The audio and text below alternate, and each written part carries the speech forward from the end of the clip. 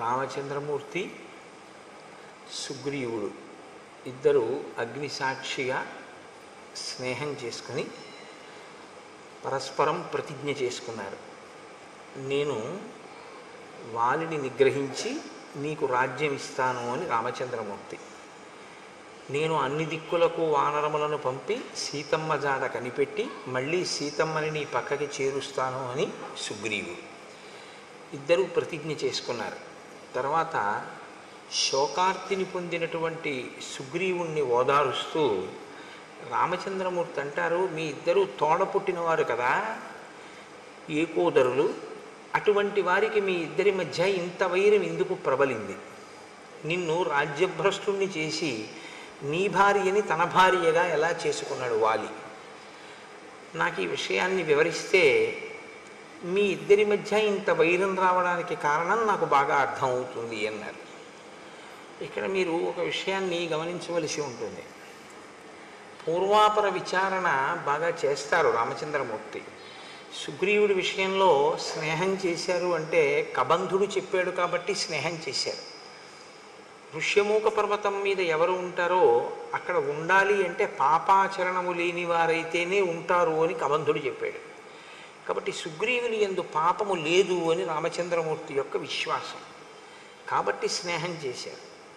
కేవలం సీతమ్మ జాడ కనిపెట్టడానికి ఒక మిత్రుడు కావాలి అనుకుంటే నిజానికి సుగ్రీవుడి కన్నా వాలి గొప్పవాడు. ఎందుకంటే వాలి ఒక్క కబురు చేస్తే రావణుడు చాలా భయపడతాడు. వాలి చేత నిగ్రహింపబడినవాడు రావణుడు. కాబట్టి ఆయన అలా కావాలి అనుకుంటే సహాయం వాలితోనే స్నేహం చేయొచ్చు. రాముడికి తన కార్యం నడవడం ప్రధానం కాదు, ధర్మం నిలబడి అనుషంగికంగా తన కార్యం నడవాలి తప్ప ధార్మికమైన మార్గము కాని రీతిలో తన కార్యాన్ని చక్కపెట్టుకోవడం అనేటటువంటిది రాముడికి సుతారము ఇష్టం ఉంటుంది. ఆయనకి ముందేది అంటే ధర్మం. సత్యధర్మములు రెండింటినీ రెండు పాదములుగా పెట్టుకుని నడుస్తాడు. కాబట్టి రాముని యొక్క నడక, రాముని యొక్క ఆయనము రామాయణమైంది. కనుక ఆయన సుగ్రీవుడితో స్నేహం చేసి అన్నదమ్ముల మధ్య వైరానికి కారణం అడుగుతున్నాడు.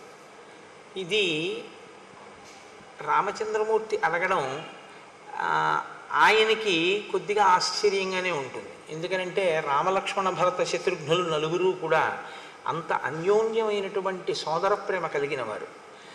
ఇంత సోదర ప్రేమ కలిగినటువంటి అనుభవం ఉన్నవాడే కానీ అన్నదమ్ముల్లో ఇంత దారుణంగా తమ్ముడి భార్యని తన భార్యని చేసుకుని తమ్ముణ్ణి రాజ్యం నుంచి వెళ్ళగొట్టినటువంటి అన్నగారిని చూడడం అనేటటువంటిది రామచంద్రమూర్తికి కించిత్ కొత్తతనంగానే ఉంటుంది. కాబట్టి ఆయన కారణం అడిగారు, అసలు ఏ కారణం చేత నువ్వు బయటికి పంపబడ్డావు అంటే సుగ్రీవుడు చెప్తున్నాడు, వాలీనామ మమ భ్రాత జ్యేష్ఠ శత్రునిషూదన పితుర్బహుమతో నిత్యం మమాపి చ తథాపుర. నేను వాలి అన్నదమ్ములం. నా తండ్రి గారు వాలిని చాలా ప్రేమించాడు, పెద్ద కొడుకు కనుక. నేను కూడా వాలిని చాలా ప్రేమించాను, వాలిని చాలా గౌరవించాను. మా తండ్రి గారు శరీరాన్ని విడిచిపెట్టిన తరువాత జ్యేష్ఠ కుమారుడు కనుక వాలికి పట్టాభిషేకం జరిగింది. ఆయన రాజ్యాన్ని చేస్తున్నాడు. రాజ్యం ప్రశాసతస్తస్య పితృపైతామహం మహత్ అహం సర్వేషు కాలేషు ప్రణతః ప్రేష్యవత్స్థితః. వాలి రాజ్యం చేసేటటువంటి సమయంలో తాతలు తండ్రుల దగ్గర నుండి వచ్చినటువంటి రాజ్యాన్ని వాలి పరిపాలన చేసినటువంటి సమయంలో కూడా, అంటే రాజ్యమునందు వాలి ప్రతిష్ఠింపక పూర్వము, రాజ్యమునందు వాలి ప్రతిష్ఠింపబడిన తరువాత కూడా నేను ఆయన్ని ఒక సేవకుడు ఎలా గౌరవిస్తాడో అంత మర్యాదతో అంత గొప్పగా సేవించాను. అంటే నేను ఒక తమ్ముణ్ణి అన్న భావనతో ఎప్పుడు అహంకరించలేదు. నేను ఒక సేవకుడును అన్న భావనతోనే నేను వాలిని అనువర్తించాను. అంత గౌరవంగానూ చూశాను. ఒకానొకప్పుడు మాయావీనామ తేజస్వి పూర్వజో దుందుభేశ్రుత తేన తస్య మహద్వైరం స్త్రీకృతం విశ్రుతం పురా. ఒక స్త్రీ కారణంగా వాలికి మాయావి అనబడేటటువంటి ఒక రాక్షసునికి వైరం వచ్చింది.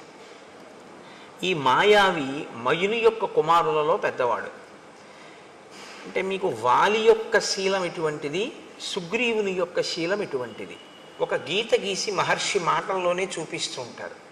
ఒక స్త్రీ కారణంగా వైరం, అంటే ఒకే స్త్రీని ఇద్దరు కాంక్షించి ఉన్నారు కాబట్టి వాలికి మయుడికి మధ్యలో అభిప్రాయ భేదాలు వచ్చాయి.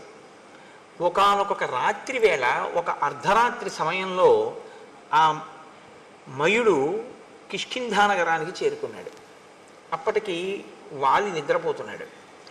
ఆయన వచ్చి ఒక పెద్ద సింహనాదం చేశాడు. ఓ వాలి, నువ్వు బయటికి రా, నిన్ను నేను నిర్జిస్తాను, నేను అందుకే వచ్చాను. అంటే వేళాపాలాలైనటువంటి క్రౌర్యం, వేళాపాలాలైనటువంటి ఆగ్రహం. అంటే ఇంకా అతను చేరిందే తడవు కిష్కింధ, వాలిని చంపెయ్యాలన్నంత క్రుద్ధుడయ్యి ఉన్నాడు. కాబట్టి ఇప్పుడు ఆయన ఒక పెద్ద కేక వేశాడు. వెంటనే వాలి లేచి, నేను ఏదో మధువు సేవించి ఉన్నాను, రాత్రి వేళ కనుక నిన్ను నిగ్రహించలేని అనుకుంటున్నావేమో, నువ్వు అక్కడే నిలబడు, నేను వస్తున్నాను, నీతో తలపడతానని వాలి కూడా గబగబా బయలుదేరి యుద్ధానికి వెళ్ళాడు. వాలిని అనుగమించి సుగ్రీవుడు కూడా వెళ్ళాడు.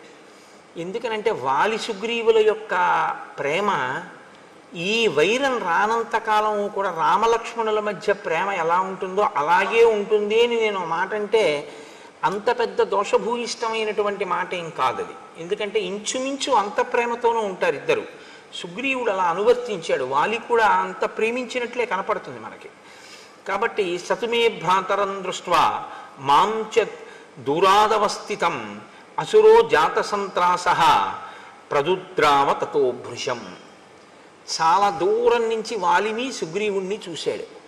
చూసి ఇంత యుద్ధానికి వచ్చి వాలిని మట్టు పెడతానని పెద్ద పెద్ద కేకలు వేసి సింహనాదం చేసినటువంటి ఆ మాయావి, ఆ మయుని కుమారులలో పెద్దవాడైనటువంటి మాయావి ఒక్కసారి పరుగు లంఘించుకున్నాడు.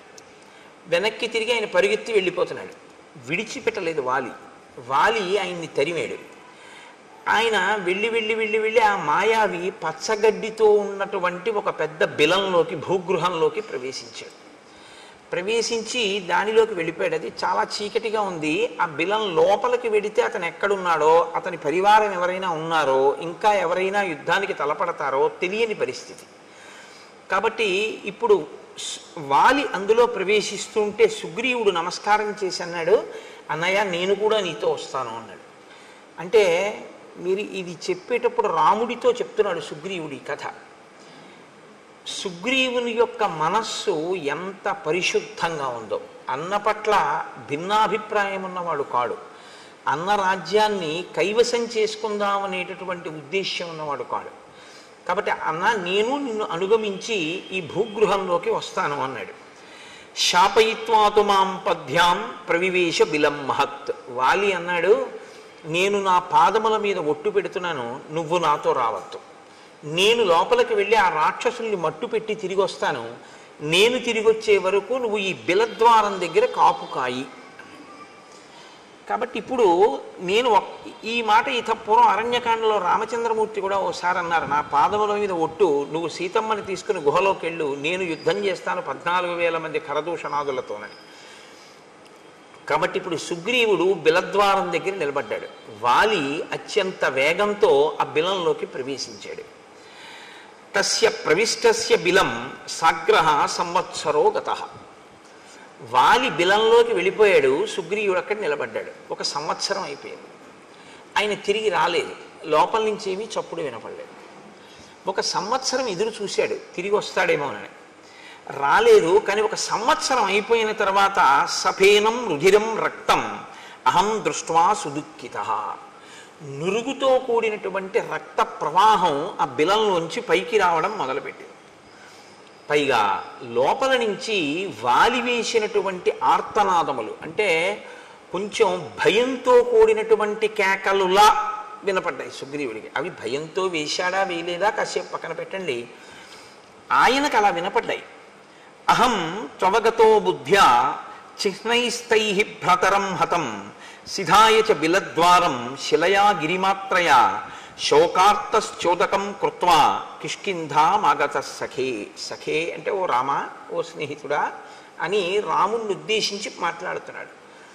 ఓ స్నేహితుడా, నాకు ఎప్పుడైతే వాలి యొక్క కేకలు వినపడ్డాయో, ఆర్తనాదములు వినపడ్డాయో, రాక్షసుల యొక్క హాహాకారములు కూడా నాకు వినపడ్డాయో, నేను వాలి రాక్షసుల చేతిలో నిహతుడయ్యాడు. అక్కడ ఒక్క మాయావియే కాదు, చాలామంది రాక్షసులు ఉన్నారు. అందరూ కలిపి వాలిని మట్టు పెట్టారు అని నిర్ణయానికి వచ్చాను. వచ్చి వాళ్ళు పైకి వస్తారేమోనని. ఎందుకంటే ఎప్పుడూ సుగ్రీవుడికి జీవితాంతం పోలికే. ఎటువంటి పోలిక అంటే, నా అన్నగారు చాలా గొప్పవాడు, నా అన్నగారు చాలా పరాక్రమవంతుడు, అన్న చెయ్యలేని పని నేను చెయ్యలేను అని ఒక ఆలోచన ఎప్పుడు సుగ్రీవుడికి. కాబట్టి నా అన్నగారే అంత ప్రమాదంలో ఉన్నాడంటే ఇప్పుడు నేను బిలంలోకి వెళ్ళి కానీ బిలద్వారం దగ్గర నిలబడగానే ఏం చేస్తాను? కాబట్టి లోపల ఉన్న రాక్షసులు పైకి రాకుండా చెయ్యాలనుకున్నాడు. అందుకని ఒక పెద్ద శిలను ఒక దాన్ని దొర్లించి తీసుకొచ్చి దాన్ని ఆ బిలద్వారానికి అడ్డంగా పెట్టేశాడు. ఇప్పుడు ఏమనుకున్నాడంటే, ఇక అందులోంచి రాక్షసులు పైకి రాలేరు, అందులో ఉండిపోతారనుకున్నాడు. వాలి ఉన్నా సరే వాలి కూడా పోతాడు. రాజ్యం తీసుకుందాం అనుకున్నవాడైతే సంవత్సర కాలం ఎదురు చూడడు కుట్ర చేయడానికి. పైగా అతను వెళ్ళిపోయేటప్పుడు శోకార్తశ్చోదకం కృత్వా అన్నాడు. నేను ఆయన గురించి శోకించి ఉదకక్రియ చేశాను అన్నాడు. ఉదకక్రియ చేయడం అంటే జలతర్పణం. అంటే చనిపోయాడు అన్న భావనలో మనసులో అతనికి ఏం అనుమానం లేదు. బతికున్నాడో చచ్చిపోయాడో, నేను గబుక్కుని బిలానికి అడ్డంగా ఓ రాయి పెట్టేశాను అలాంటి భావన ఏం లేదు. ఖచ్చితంగా వాలి మరణించాడనే అనుకున్నాడు. అందుకే అతను ఉదకక్రియ కూడా చేసేసాడు. చేసేసి తిరిగి వచ్చాడు. నిజంగా రాజ్యం మీద సుగ్రీవుడికి వ్యామోహం ఉంటే వాలి చచ్చిపోయాడని మంత్రులకి చెప్పుండేవాడు. నేను బిలానికి అడ్డంగా ఒక శిలని పెట్టాను, ఉదకక్రియ చేశాను, వచ్చాను. కానీ అన్నయ్య చచ్చిపోయాడు అని నేను ఎలా చెప్పడం? అన్నయ్య ఏలినటువంటి రాజ్యాన్ని నేను ఏలగలనా? బహుశా అది ఆయన శంక.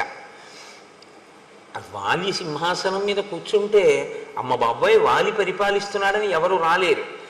వాలి అంత సమర్థున్నా నేను వాలి కూర్చున్న సింహాసనం మీద కూర్చోడానికి? యువరాజుగా వాలి పక్కన కూర్చోగలనేమో, కానీ వాలి లేకుండా నేనే స్వతంత్రంగా పరిపాలన చెయ్యగలిగినటువంటి వాడిని కాను. అందుకని ఆయన మంత్రులకు చెప్పలేదు. కానీ వాళ్ళు ఏం చేశారు? యత్నతో మంత్రిభిశ్రుతం. వాళ్ళు గుచ్చి గుచ్చి గుచ్చి గుచ్చి ప్రశ్నించారు అనేక రకాలుగా. నువ్వు ఎందుకు వచ్చేసావు? వాలేడి? ఎందుకు రాలేదు? ఎప్పుడు వస్తాడు అని. దుఃఖముతో కూడుకున్నటువంటి మనసుతో ఉన్నవాడు కాబట్టి ఒక రోజున పైకి చెప్పేశాడు, వాలి మరణించాడు అని చెప్పాడు. ఎందుకని అంటే తను అలాగే నమ్మాడు. మంత్రులు అన్నారు, వాలి మరణించాడు, నువ్వు యువరాజువి, రాజు లేడు సింహాసనం మీద, సింహాసనం ఖాళీగా ఉండకూడదు, కాబట్టి ఉత్తరాధికారివి నువ్వే కనుక నీకు రాజ్యాభిషేకం చేస్తా ఉన్నారు. అభిషిక్తంతు మాం దృష్ట్వా వాలి సంరక్తలోచన మదీయాన్ మంత్రినో బద్ధ్వా పరుషం వాక్యమబ్రవీత్. ఈయనకి పట్టాభిషేకం చేశారు, సుగ్రీవుడు రాజ్యం చేస్తున్నాడు. సుగ్రీవుడు రాజ్యం చెయ్యడం మొదలుపెట్టినటువంటి కొద్ది కాలానికే వాలి వచ్చాడు. వాలి తిరిగి వచ్చి చూసి సుగ్రీవుడు రాజుగా ఉండడం చూడగానే ఆయన కళ్ళు ఎర్రపడ్డాయి. కుట్ర చేసి రాజ్యం పుచ్చుకున్నాడు అన్న భావన ఏర్పడింది. ఆయన సుగ్రీవుడిని అడగలేదు. అసలు సుగ్రీవుడు మాట్లాడడానికి కానీ సుగ్రీవుడు చెప్పడానికి కానీ అవకాశం ఇవ్వలేదు. సుగ్రీవుడు చెప్పింది నమ్మలేదు కూడా. కాబట్టి మదీయాన్ మంత్రినో బద్ధ్వా పరుషం వాక్యమబ్రవీత్. నా మంత్రులందరినీ ఖైదు చేసేసాడు. పైగా నన్ను చాలా పరుషంగా మాట్లాడాడు. ఏం మాట్లాడాడు అన్నది సుగ్రీవుడు చెప్పలేదు. పరుషంగా మాట్లాడాడు అంటే దాన్ని బట్టి మనం ఏమైనా అర్థం చేసుకోవలసి ఉంటుందంటే, నువ్వు రాజ్యకాంక్షతో కావాలని నన్ను చంపడం కోసమే బిలానికి శిల అడ్డుపెట్టి నేను లోపలికి వెళ్ళగానే అడ్డుపెట్టి వచ్చేసావు, వచ్చి రాజు అయ్యావు. సంవత్సరం ఎదురు చూసి వచ్చాడు అన్నదాన్ని వాలి ఊహించలేదు. వెళ్ళగానే బిలానికి శిల అడ్డు పెట్టాడు అనుకున్నాడు. కాబట్టి నిగ్రహేపి సమర్థస్య తం పాపం ప్రతిరాఘవ న ప్రావర్తతమే బుద్ధి భ్రాతుర్గౌరవయంత్రిత. నేనప్పుడు రాజ్యాధికారమునందున్నాను. బలవంతుడా బలహీనుడా కాసేపు పక్కన పెట్టండి. అధికారంలో ఉండడం చాలా గొప్ప బలం. ఎందుచేత అంటే సైన్యం అంతా కూడా సహకరిస్తుంది. రాజ్యాధికారం అటువంటిది. కాబట్టి నేను అధికారంలో ఉన్నాను కాబట్టి నేనే తలుచుకుంటే వాలిని నిగ్రహించగలను, కానీ నేను నిగ్రహించలేదు. హత్వా శత్రుం సమే భ్రాత ప్రవివేశ పురం తదా మానయంస్తం మహాత్మానం యథావచ్చాభ్యవాదయం. నేను అభివాదం చేశాను. మొన్నటి రోజున మీకు నేను మనవి చేశాను, అభివాదము అన్న మాటకు అర్థం ఏమిటో. అభివాదము అంటే నిలబడి చేసేది కాదు, వంగి మోకాళ్ళ మీద రెండు చెవులు పట్టుకుని చేస్తే అభివాదం. కాబట్టి రెండు చెవులు పట్టుకుని నేను అభివాదం చేశాను. అలా అభివాదం చేస్తే గుర్తేమిటంటే ఆశీర్వచనాన్ని అపేక్షించినట్లు. అభివాదం చేసినప్పుడు వెంటనే ఆశీర్వచనం చేస్తారు. కాబట్టి నాకు ఆశీర్వచనం చెయ్యలేదు మా అన్నయ్య. నేను అభివాదం చేసి మా అన్న పక్కన నిలబడ్డాను. ఉక్తాశ్చ నాశిషస్తేన సంతుష్టేన అంతరాత్మన. ఆయన మనసులో తృప్తిని పొందలేదు నేను అలా అభివాదం చేసినా కూడా. ఆయన నాకు ఆశీర్వచనం చెయ్యలేదు. నత్వా పాదావహం తస్య మకుటేనా స్పృశం ప్రభో అపి వాలీవమ క్రోధాత్ న ప్రసాదం చకారసః. నేను నా కిరీటం ఆయన పాదాలకు తగిలేటట్టుగా వంగి ఆయన పాదములకు నా కిరీటాన్ని తగల్చి నమస్కరించాను. నమస్కరించి నేను ఆయనతో ఒక మాట చెప్పాను, అన్నయ్య నేను యథార్థంగా రాజ్యం కోరుకోలేదు, నువ్వు మంత్రులను అడుగు. నేను 1 సంవత్సరం ఎదురు చూశాను నువ్వు వస్తావని. నురుగుతో కూడిన రక్తపు వరద వచ్చింది. నేను నీకే ప్రమాదం జరిగింది అనుకున్నాను. అందుకని 1 సంవత్సరం తర్వాత ఒక బండ అడ్డంగా పెట్టి తిరిగి వచ్చేశాను. నేను మంత్రులకు చెప్పలేదు. వారు నన్ను గుచ్చి గుచ్చి ప్రశ్నించారు. ప్రశ్నించి వాళ్ళు బలవంతంగా నాకు పట్టాభిషేకం చేశారు. అభిషిక్తోన కామేన తన్మేత్వం చంతుమర్హసి. నేను కావాలని చేసుకున్న పట్టాభిషేకం కాదు, కానీ నాకు పట్టాభిషేకం జరిగిందన్నమాట వాస్తవం. అన్నయ్య, ఈ జరిగిన పట్టాభిషేకానికి నన్ను క్షమించు, నాకు తెలియదు నువ్వు ఉన్నావని. కాబట్టి ఇప్పుడు ఈ రాజ్యాన్ని నీకు అప్పజెప్పేస్తున్నాను. నువ్వే సింహాసనం మీద కూర్చుని పరిపాలన చేయి. నీ వంటి మహాత్ముడు పరిపాలన చేస్తుంటే నీ మీద ప్రభువుగా కూర్చున్నాడు. ప్రభువుగా కూర్చున్నవాడు అకస్మాత్తుగా మళ్ళీ యువరాజుగా రావడం అనేటటువంటిది ఎవ్వరికీ అంగీకారయోగ్యం కాదు. యువరాజు రాజు తర్వాత ఉండేటటువంటి రాజరికం. ఒకసారి రాచరికం చేసి మళ్ళీ యువరాజుగా కూర్చోవడం అనేటటువంటిది ఒక వ్యక్తి అంగీకరించగలిగినటువంటి విషయం కాదు, అంత తేలిక కాదది. కానీ సుగ్రీవుడు దానికి సిద్ధపడ్డాడు. అన్నయ్య, నువ్వే రాజ్యమేలు, నేను నీకు తోడుగా ఉంటాను. నేను పూర్వం ఎలా నిన్ను సేవించానో అలాగే ఒక సేవకుడిగా మసులుకుంటాను. నేను యువరాజుగానే ఉంటాను అని అభ్యర్థించాను. కానీ వాలి సభని ఏర్పాటు చేసి మంత్రుల్ని పౌరుల్ని అందరినీ పిలిచాడు. పిలిచి ఒక మాట అన్నాడు. జరిగిన కథంతా చెప్పాడు. మాయావి వెంట మేము పరిగెత్తడం, తను బిలంలోకి వెళ్ళడం అన్నీ చెప్పి ఆ సభలో ఉన్న వారితో ఏం చెప్పాడంటే, ఈ దుర్మార్గుడు రాజ్యాన్ని కాంక్షించి నేను బిలంలోకి వెళ్ళగానే శిల అడ్డుపెట్టి వెళ్ళిపోయాడు. నేను తీరా మాయావిని వెతుక్కుంటూ లోపలికి వెళ్ళినటువంటి 1 సంవత్సరం తర్వాత నాకు ఆ మాయావి కనపడ్డాడంటే అది ఎంత పెద్ద బిలమో. ఆయనతో పాటు అక్కడ చాలామంది రాక్షసులు ఉన్నారు. నేను ఈ రాక్షసులందరినీ పరిమార్చాను. గుహ నెత్తుటితో నిండిపోయింది. నెత్తుటితో నిండిపోతే నేను ఆ గుహ నుంచి బయటపడవలసి వచ్చింది. తీరా నేను లోపల నుంచి సుగ్రీవా సుగ్రీవా సుగ్రీవా అని ఎంత అరిచినా నాకు జవాబు రాలేదు. నేను బయటికి వెడదామని వస్తే శిల అడ్డు పెట్టేసింది. నేను నా పాదములతో అనేక పర్యాయములు ఆ శిలని తన్నాను. తంటే ఆ శిల బద్దలైంది. బద్దలైన తర్వాత నేను బయటికి రాగలిగాను. ఈ క్రూరాత్ముడు ఇంత దుశ్చర్య చేసి నువ్విక్కడ ఉండు అని చెప్తే ఉండడం మానేసి శిలని అడ్డుపెట్టి ఇక్కడికొచ్చి రాజ్యాన్ని తీసుకున్నాడు. కాబట్టి వీడు నా పట్ల క్రూరంగా వ్యవహరించాడు, కాబట్టి నేను వీడిని చంపేస్తానన్నాడు అని నా భార్య రుమని తన భార్యగా స్వీకరించాడు. ఇక్కడ మీరు ఒక విషయాన్ని గమనించవలసి ఉంటుంది. తార అని ఒక ఆవిడ ఉంది, వాలి భార్య. వాలి భార్య తార, సుగ్రీవుడి భార్య రుమ. వాలి తారతో కలిసి రాజ్యం వెళుతుండేవాడు. వాలి మరణించాడు అని తెలిసిన తర్వాత, అంటే వాలి మరణించాడు అనుకున్న తర్వాత ఆమె సుగ్రీవుడికి భార్య అయింది తార. వాలి వచ్చేంత వరకు సుగ్రీవుడి భార్యగానే ఉంది తార. సుగ్రీవుణ్ణి తరిమేశారు. తరిమేశాక ఆవిడ మళ్ళీ వాలి భార్య అయింది. మళ్ళీ తర్వాత సుగ్రీవుడు వాలిని చంపేశాడు. ఆమె మళ్ళీ సుగ్రీవుడికి భార్య అయింది. మరి అప్పుడు సుగ్రీవుడి యందు మాత్రం దోషం లేదా? మరి అప్పుడు రాముడు ఎలా ఊరుకున్నాడు? చంపిన తరువాత వాలిని వాలి భార్య తారని సుగ్రీవుడు చేపడితే అది కూడా దోషమేగా, వదిన గారిని స్వీకరించడం తల్లితో సమానం కదా. మరి అప్పుడు సుగ్రీవుణ్ణి కూడా చంపేయాలిగా, మరి ఎందుకు చంపలేదు? మరి రుమని, సుగ్రీవుడి భార్య రుమని వాలి స్వీకరిస్తే వాలి మీద ధర్మం తప్పిన వాడివి అని వాలిని ఎందుకు సంహరించాడు రామచంద్రమూర్తి? కిష్కింధకాండలో మీరు చాలా జాగ్రత్తగా దాన్ని పరిశీలనం చేయవలసి ఉంటుంది.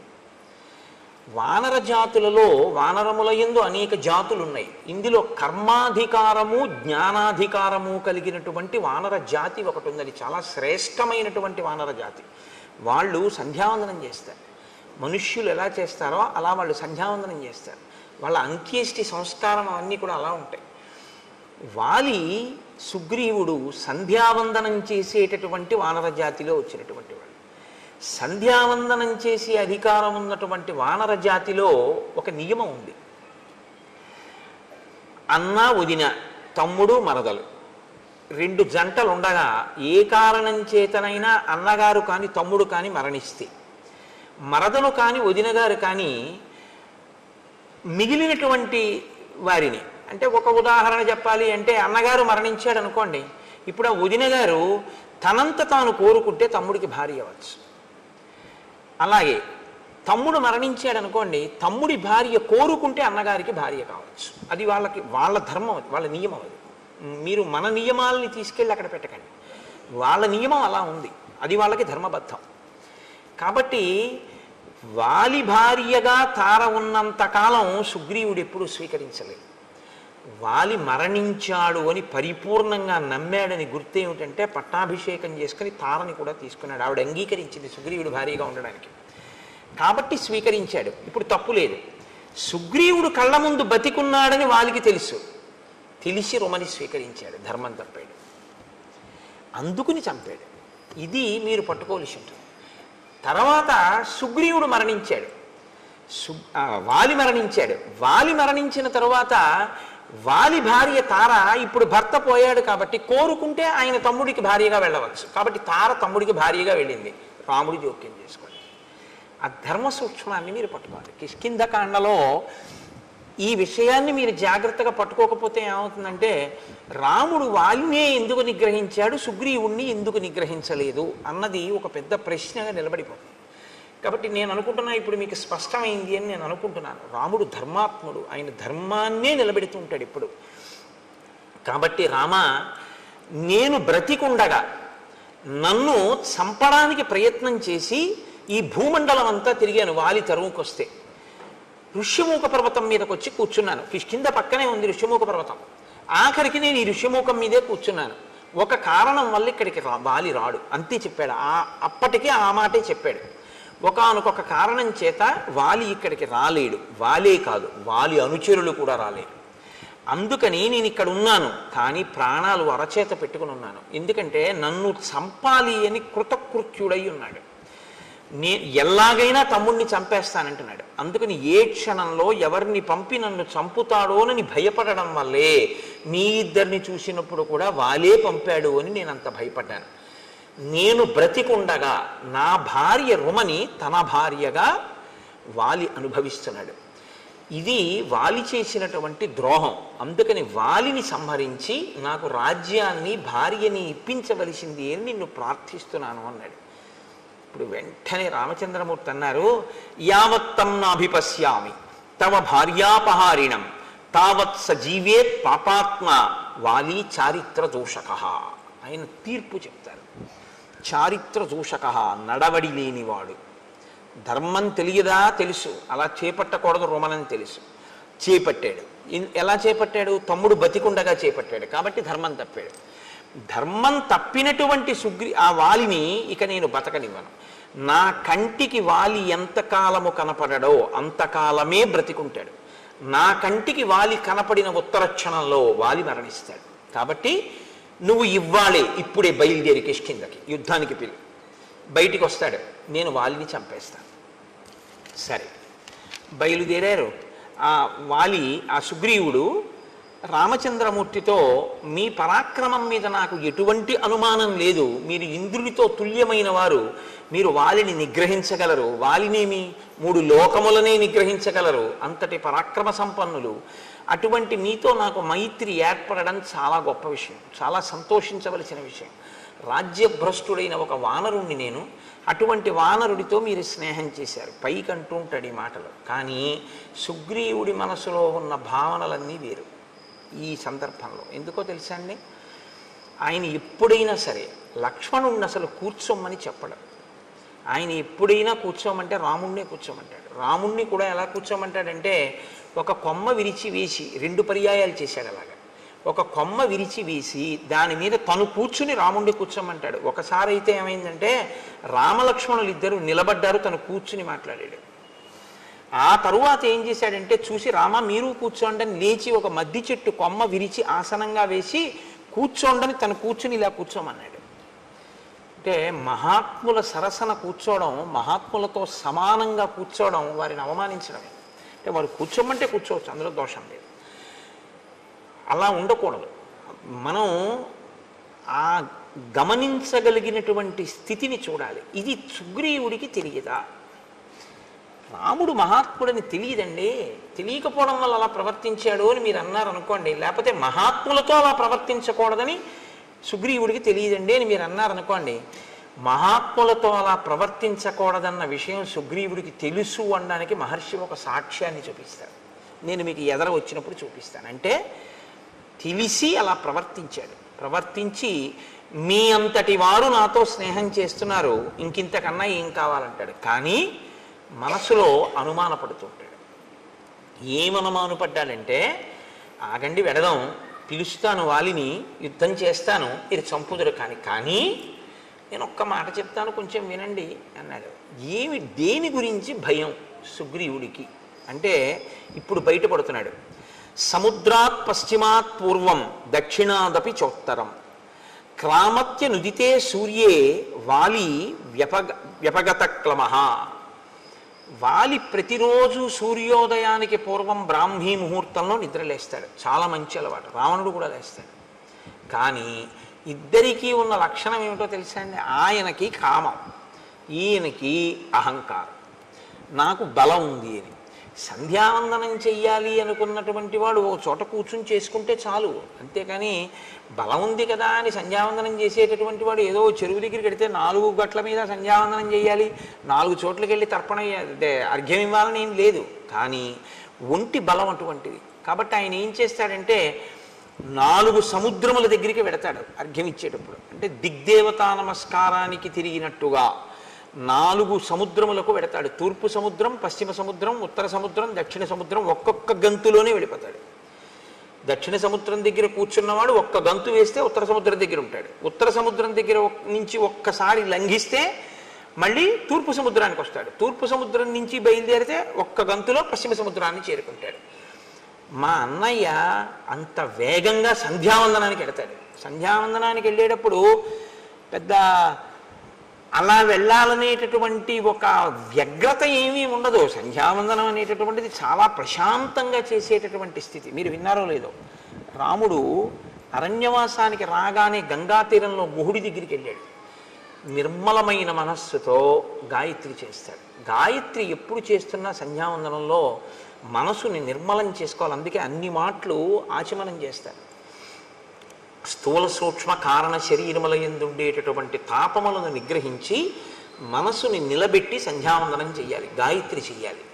అది బుద్ధిని ప్రచోదనం చేస్తుంది. కాబట్టి రాముడు చేస్తే ప్రశాంత చిత్తుడై చేస్తాడు. వాలి చేస్తే తన బలాన్ని బయట పెట్టుకునేటట్టు చేస్తాడు. సంధ్యావందనంలా చేయాలి తప్ప సంధ్యావందనం వేలంబరానికి వెటకారాలకి సంధ్యావందనాలు చేయకూడదు.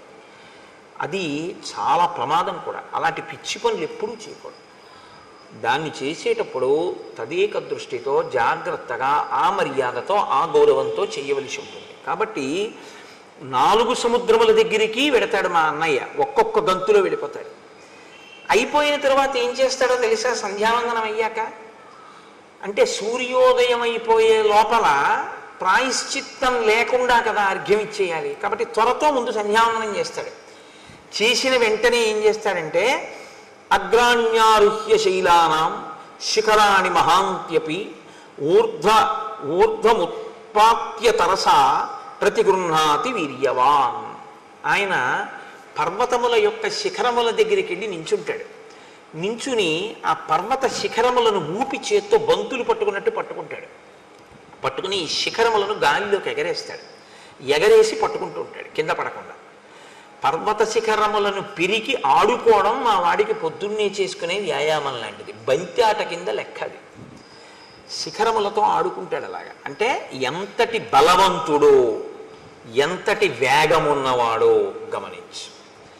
బలం ఉండడం ఒకెత్తండి, బలానికి పక్కన వేగం ఉండడం మరింత ద్విగుణీకృత బలం. అది బలం ఉన్న చోట వేగం ఉండాలని లేదు, వేగం ఉన్న చోట బలం ఉండాలని లేదు. బలము వేగము కూడా ఉన్నాయనుకోండి, చాలా కష్టం ఇంకా పట్టుకోవడం. అంత వేగంగా వచ్చి మీద పడిపోతాడు. అంత వేగం ఉన్నవాడు, అంత బలం ఉన్నవాడు మా అన్నయ్య. బహవః సారవంతశ్చ వనేషు వివిధాద్రుమాః వాలినా తరసా భగ్న బలం ప్రథయతాత్మనః. మా అన్నయ్య పచ్చగా ఉన్నటువంటి ఆకులతో ఉన్న సాలవృక్షముల దగ్గరికి వెడతాడు. వెళ్ళి ఆకాశం అంతెత్తు పెరిగిపోయి కొమ్మలతో రెమ్మలతో పచ్చి ఆకులతో ఉన్న సాలవృక్షం దగ్గరికి వెళ్ళి దాని మొదలు పట్టుకుని ఒకసారి ఊపుతాడు. ఊపి పైకి చూస్తాడు. చూస్తే అపర్ణః, ఇహ ఆకులు ఉండవు ఆ చెట్టుకి, అన్ని ఆకులు కింద పడిపోతాయి. పచ్చాకు పడ్డం చాలా కష్టం, పచ్చాకు ఊడదు. కానీ మా అన్నయ్య సాలవృక్షాన్ని కదిపితే ఆకులన్నీ ఊడి కింద పడిపోతాయి. అంతటి మహాబలవంతుడు. అంటే ఏమిటి? నిన్ను నమ్మి నేను వెళ్ళొచ్చా? నేను వెళ్ళి యుద్ధానికి పిలిచిన తరువాత నువ్వు తట్టుకోలేకపోతే, ఏదో వాలి చంపేస్తానంటున్నావు, మంచిదే పాపం, ఏదో మిత్రత్వంతో. కానీ తీరా అక్కడికి నువ్వు వచ్చి కాళ్ళు చాపావనుకో, నా పరిస్థితి ఏమిటి? వదిలిపెట్టండి నన్ను ఇంకా. కాబట్టి మా అన్నయ్య బలం ఏమిటో ముందు తెలుసుకో. అంటే రాముని మీద కించిత్ అనుమానం ఉంది. రాముని యొక్క బలం మీద పరిపూర్ణమైనటువంటి విశ్వాసం ఉన్నవాడు కాదు. ఈ మాట చెప్పిన తరువాత ఇంకొకటి చెప్తున్నాడు. మహిషోదుందుభిర్నామ కైలాస శిఖర ప్రభ బలం నాగసహస్రస్య ధరయామాస వీర్యవాన్. దుందుభి అని ఆ మాయావి యొక్క తమ్ముడు, వాడికన్నా గొప్పవాడు వీడు. వీడికి 1000 ఏనుగుల యొక్క బలం ఉన్నటువంటి వాడు. 1000 ఏనుగుల బలం ఉంటే వచ్చిన ఇబ్బంది ఏముందండి? దానికి పెద్ద గొడవే ఉంది. ఆయన బలం అయింది, ఆయన తిండి అయింది. కానీ వచ్చిన బాధ ఏమిటంటే బలం ఉంది కాబట్టి రోజు ఎవరో ఒకళ్ళతో యుద్ధానికి వెళ్తాడు. యుద్ధానికి వెళ్ళడానికి ఆయనకి ఈయనకి ఏమీ అభిప్రాయ భేదాలు ఉండక్కర్లేదు. బలవంతులు ఎవరని అడుగుతాడు. బలానా ఆయన బలవంతుడండి అన్నారనుకోండి, నేను పొద్దున్నే వెళ్ళి వాళ్ళు ఇంటి ముందుకు వెళ్ళి జబ్బలు ధరుస్తాడు. వస్తావా రావా యుద్ధం చేస్తానంటాడు. అంటే ఓడించేయాలంతే. నేను బలవంతుడననేటటువంటి ఒక ఖండకావరం అన్నమాట. కాబట్టి ఈ దుందుబి 1000 ఏనుగుల బలం ఉన్నవాడు కాబట్టి ఒకసారి సముద్రుడి దగ్గరికి వెళ్ళాడు. సముద్రుడు అనంతమై గంభీరంగా ఉంటాడు కాబట్టి ఆయన దగ్గరికి వెళ్ళి జబ్బలు చరిచి అన్నాడు, నువ్వు ఇంత పెద్ద సముద్రుడు ఉన్నావు, ఇంత బలవంతుడు అంటారు, ఇవాల్టితో నీ పొగరనిచేస్తాను, రా యుద్ధానికి అన్నాడు. ఆయన ఏం చేశాడు అంటే ఆయన ఏం చెయ్యక్కర్లేదు. బలం ఉంది కాబట్టి గొడవ పెట్టుకుంటూ ఉంటాడు. అదే రాక్షస ప్రవృత్తి అంటే, అంతకన్నా ఇంకేం ఉండదు. కాబట్టి ఎప్పుడైనా అటువంటి వాడు మీకు కనపడితే మీరేం చేయాలంటే సముద్రుల్లా హిమవంతుల్లా మాట్లాడాలి అని గుర్తుపెట్టుకోండి. తప్ప మీరు యుద్ధానికి వెళ్ళిపోకూడదు, వాళ్ళే మీరు కూడా రెచ్చిపోకూడదు. కాబట్టి సముద్రుడు ఎంత గంభీరంగా మాట్లాడాడంటే ఆయనే గాంభీర్యం సముద్రం అంటే. తత సముద్రో ధర్మాత్మ సముద్ధాయ మహాబల అబ్రవీద్వచనం రాజనం అసురం కాలచోదితం. కాలము చేత గ్రసింపబడడానికి సిద్ధపడుతున్నటువంటి ఆ దుందుబికి ఈ కండకావరం పెరిగింది. కాబట్టి సముద్రుడి దగ్గరికి వెడితే సముద్రుడు లేచి అన్నాడు, నీతో నేనేమి యుద్ధం చేస్తానయ్యా? సమర్థో నాస్మితే దాతుం యుద్ధం యుద్ధ విశారద శ్రూయతాం చాభిదాస్యామి ఎస్తే యుద్ధం ప్రదాస్యతి. శైలరాజో మహారణ్యే తపస్వి శరణం పరం శంకర శ్వశురో నామ్నా హిమవానితి విశ్రుత గుహప్రస్రవణోపేతో బహుకందర నిర్ఝర స సమర్థస్తవ ప్రీతిం అతులాం కర్తుమాహవే. ఉత్తర దిక్కున హిమవంతుడు ఉన్నాడు. హిమవంతుడు చాలా పెద్ద పర్వతం. ఋషులందరూ ఆయన్ని ఆశ్రయించి ఉంటారు తపస్సు చేసుకోవడానికి. ఆ హిమవత్ పర్వతం మీద ఉంటారు. ఆ ఆయన యందు పెద్ద పెద్ద గుహలు ఉన్నాయి, అనేకమైన నదులు పుట్టి ఆయన మీద ప్రవహిస్తూ ఉంటాయి, అంత బలవంతుడు. పైగా శంకరుడికి మామగారు కాబట్టి ఆ హిమవంతుడి దగ్గరికి వెళ్ళి అడుగు, ఆయన చేస్తాడు యుద్ధం. నీలాంటి వాడితో నేనేం యుద్ధం చేస్తాను, కాబట్టి నాతో యుద్ధం అక్కర్లేదు, నేనే చెప్తున్నానుగా చేయలేనని ఆయన దగ్గరికి వెళ్ళాను. వాడు వెంటనే అయితే నువ్వు చేయలేవన్నమాట, కాబట్టి ఓడిపోయినట్టే. వాడికి అక్కడతో ఆ కోరిక తీరిపోయింది. కాబట్టి ఇప్పుడు కానీ వాడికి ఆ తీట వదిలిపోతూ ఉండాలి, రోజు ఎవరో ఒకరితో యుద్ధం చేయాలి వాడు. కాబట్టి వాడు హిమవంతుడి దగ్గరికి వెళ్ళాడు.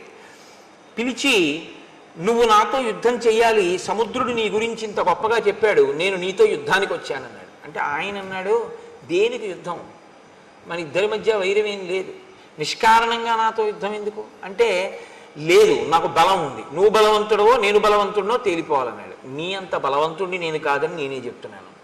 నేనేదో తాపసులకి ఆశ్రయం ఇస్తూ ఉంటాను, వాళ్ళు తపస్సు చేసుకుంటూ ఉంటారు నా దగ్గర, నేను అందుకు పనికి వచ్చేవాడినే కానీ ఇలా యుద్ధాలు అవినే చేయలేను అన్నాడు.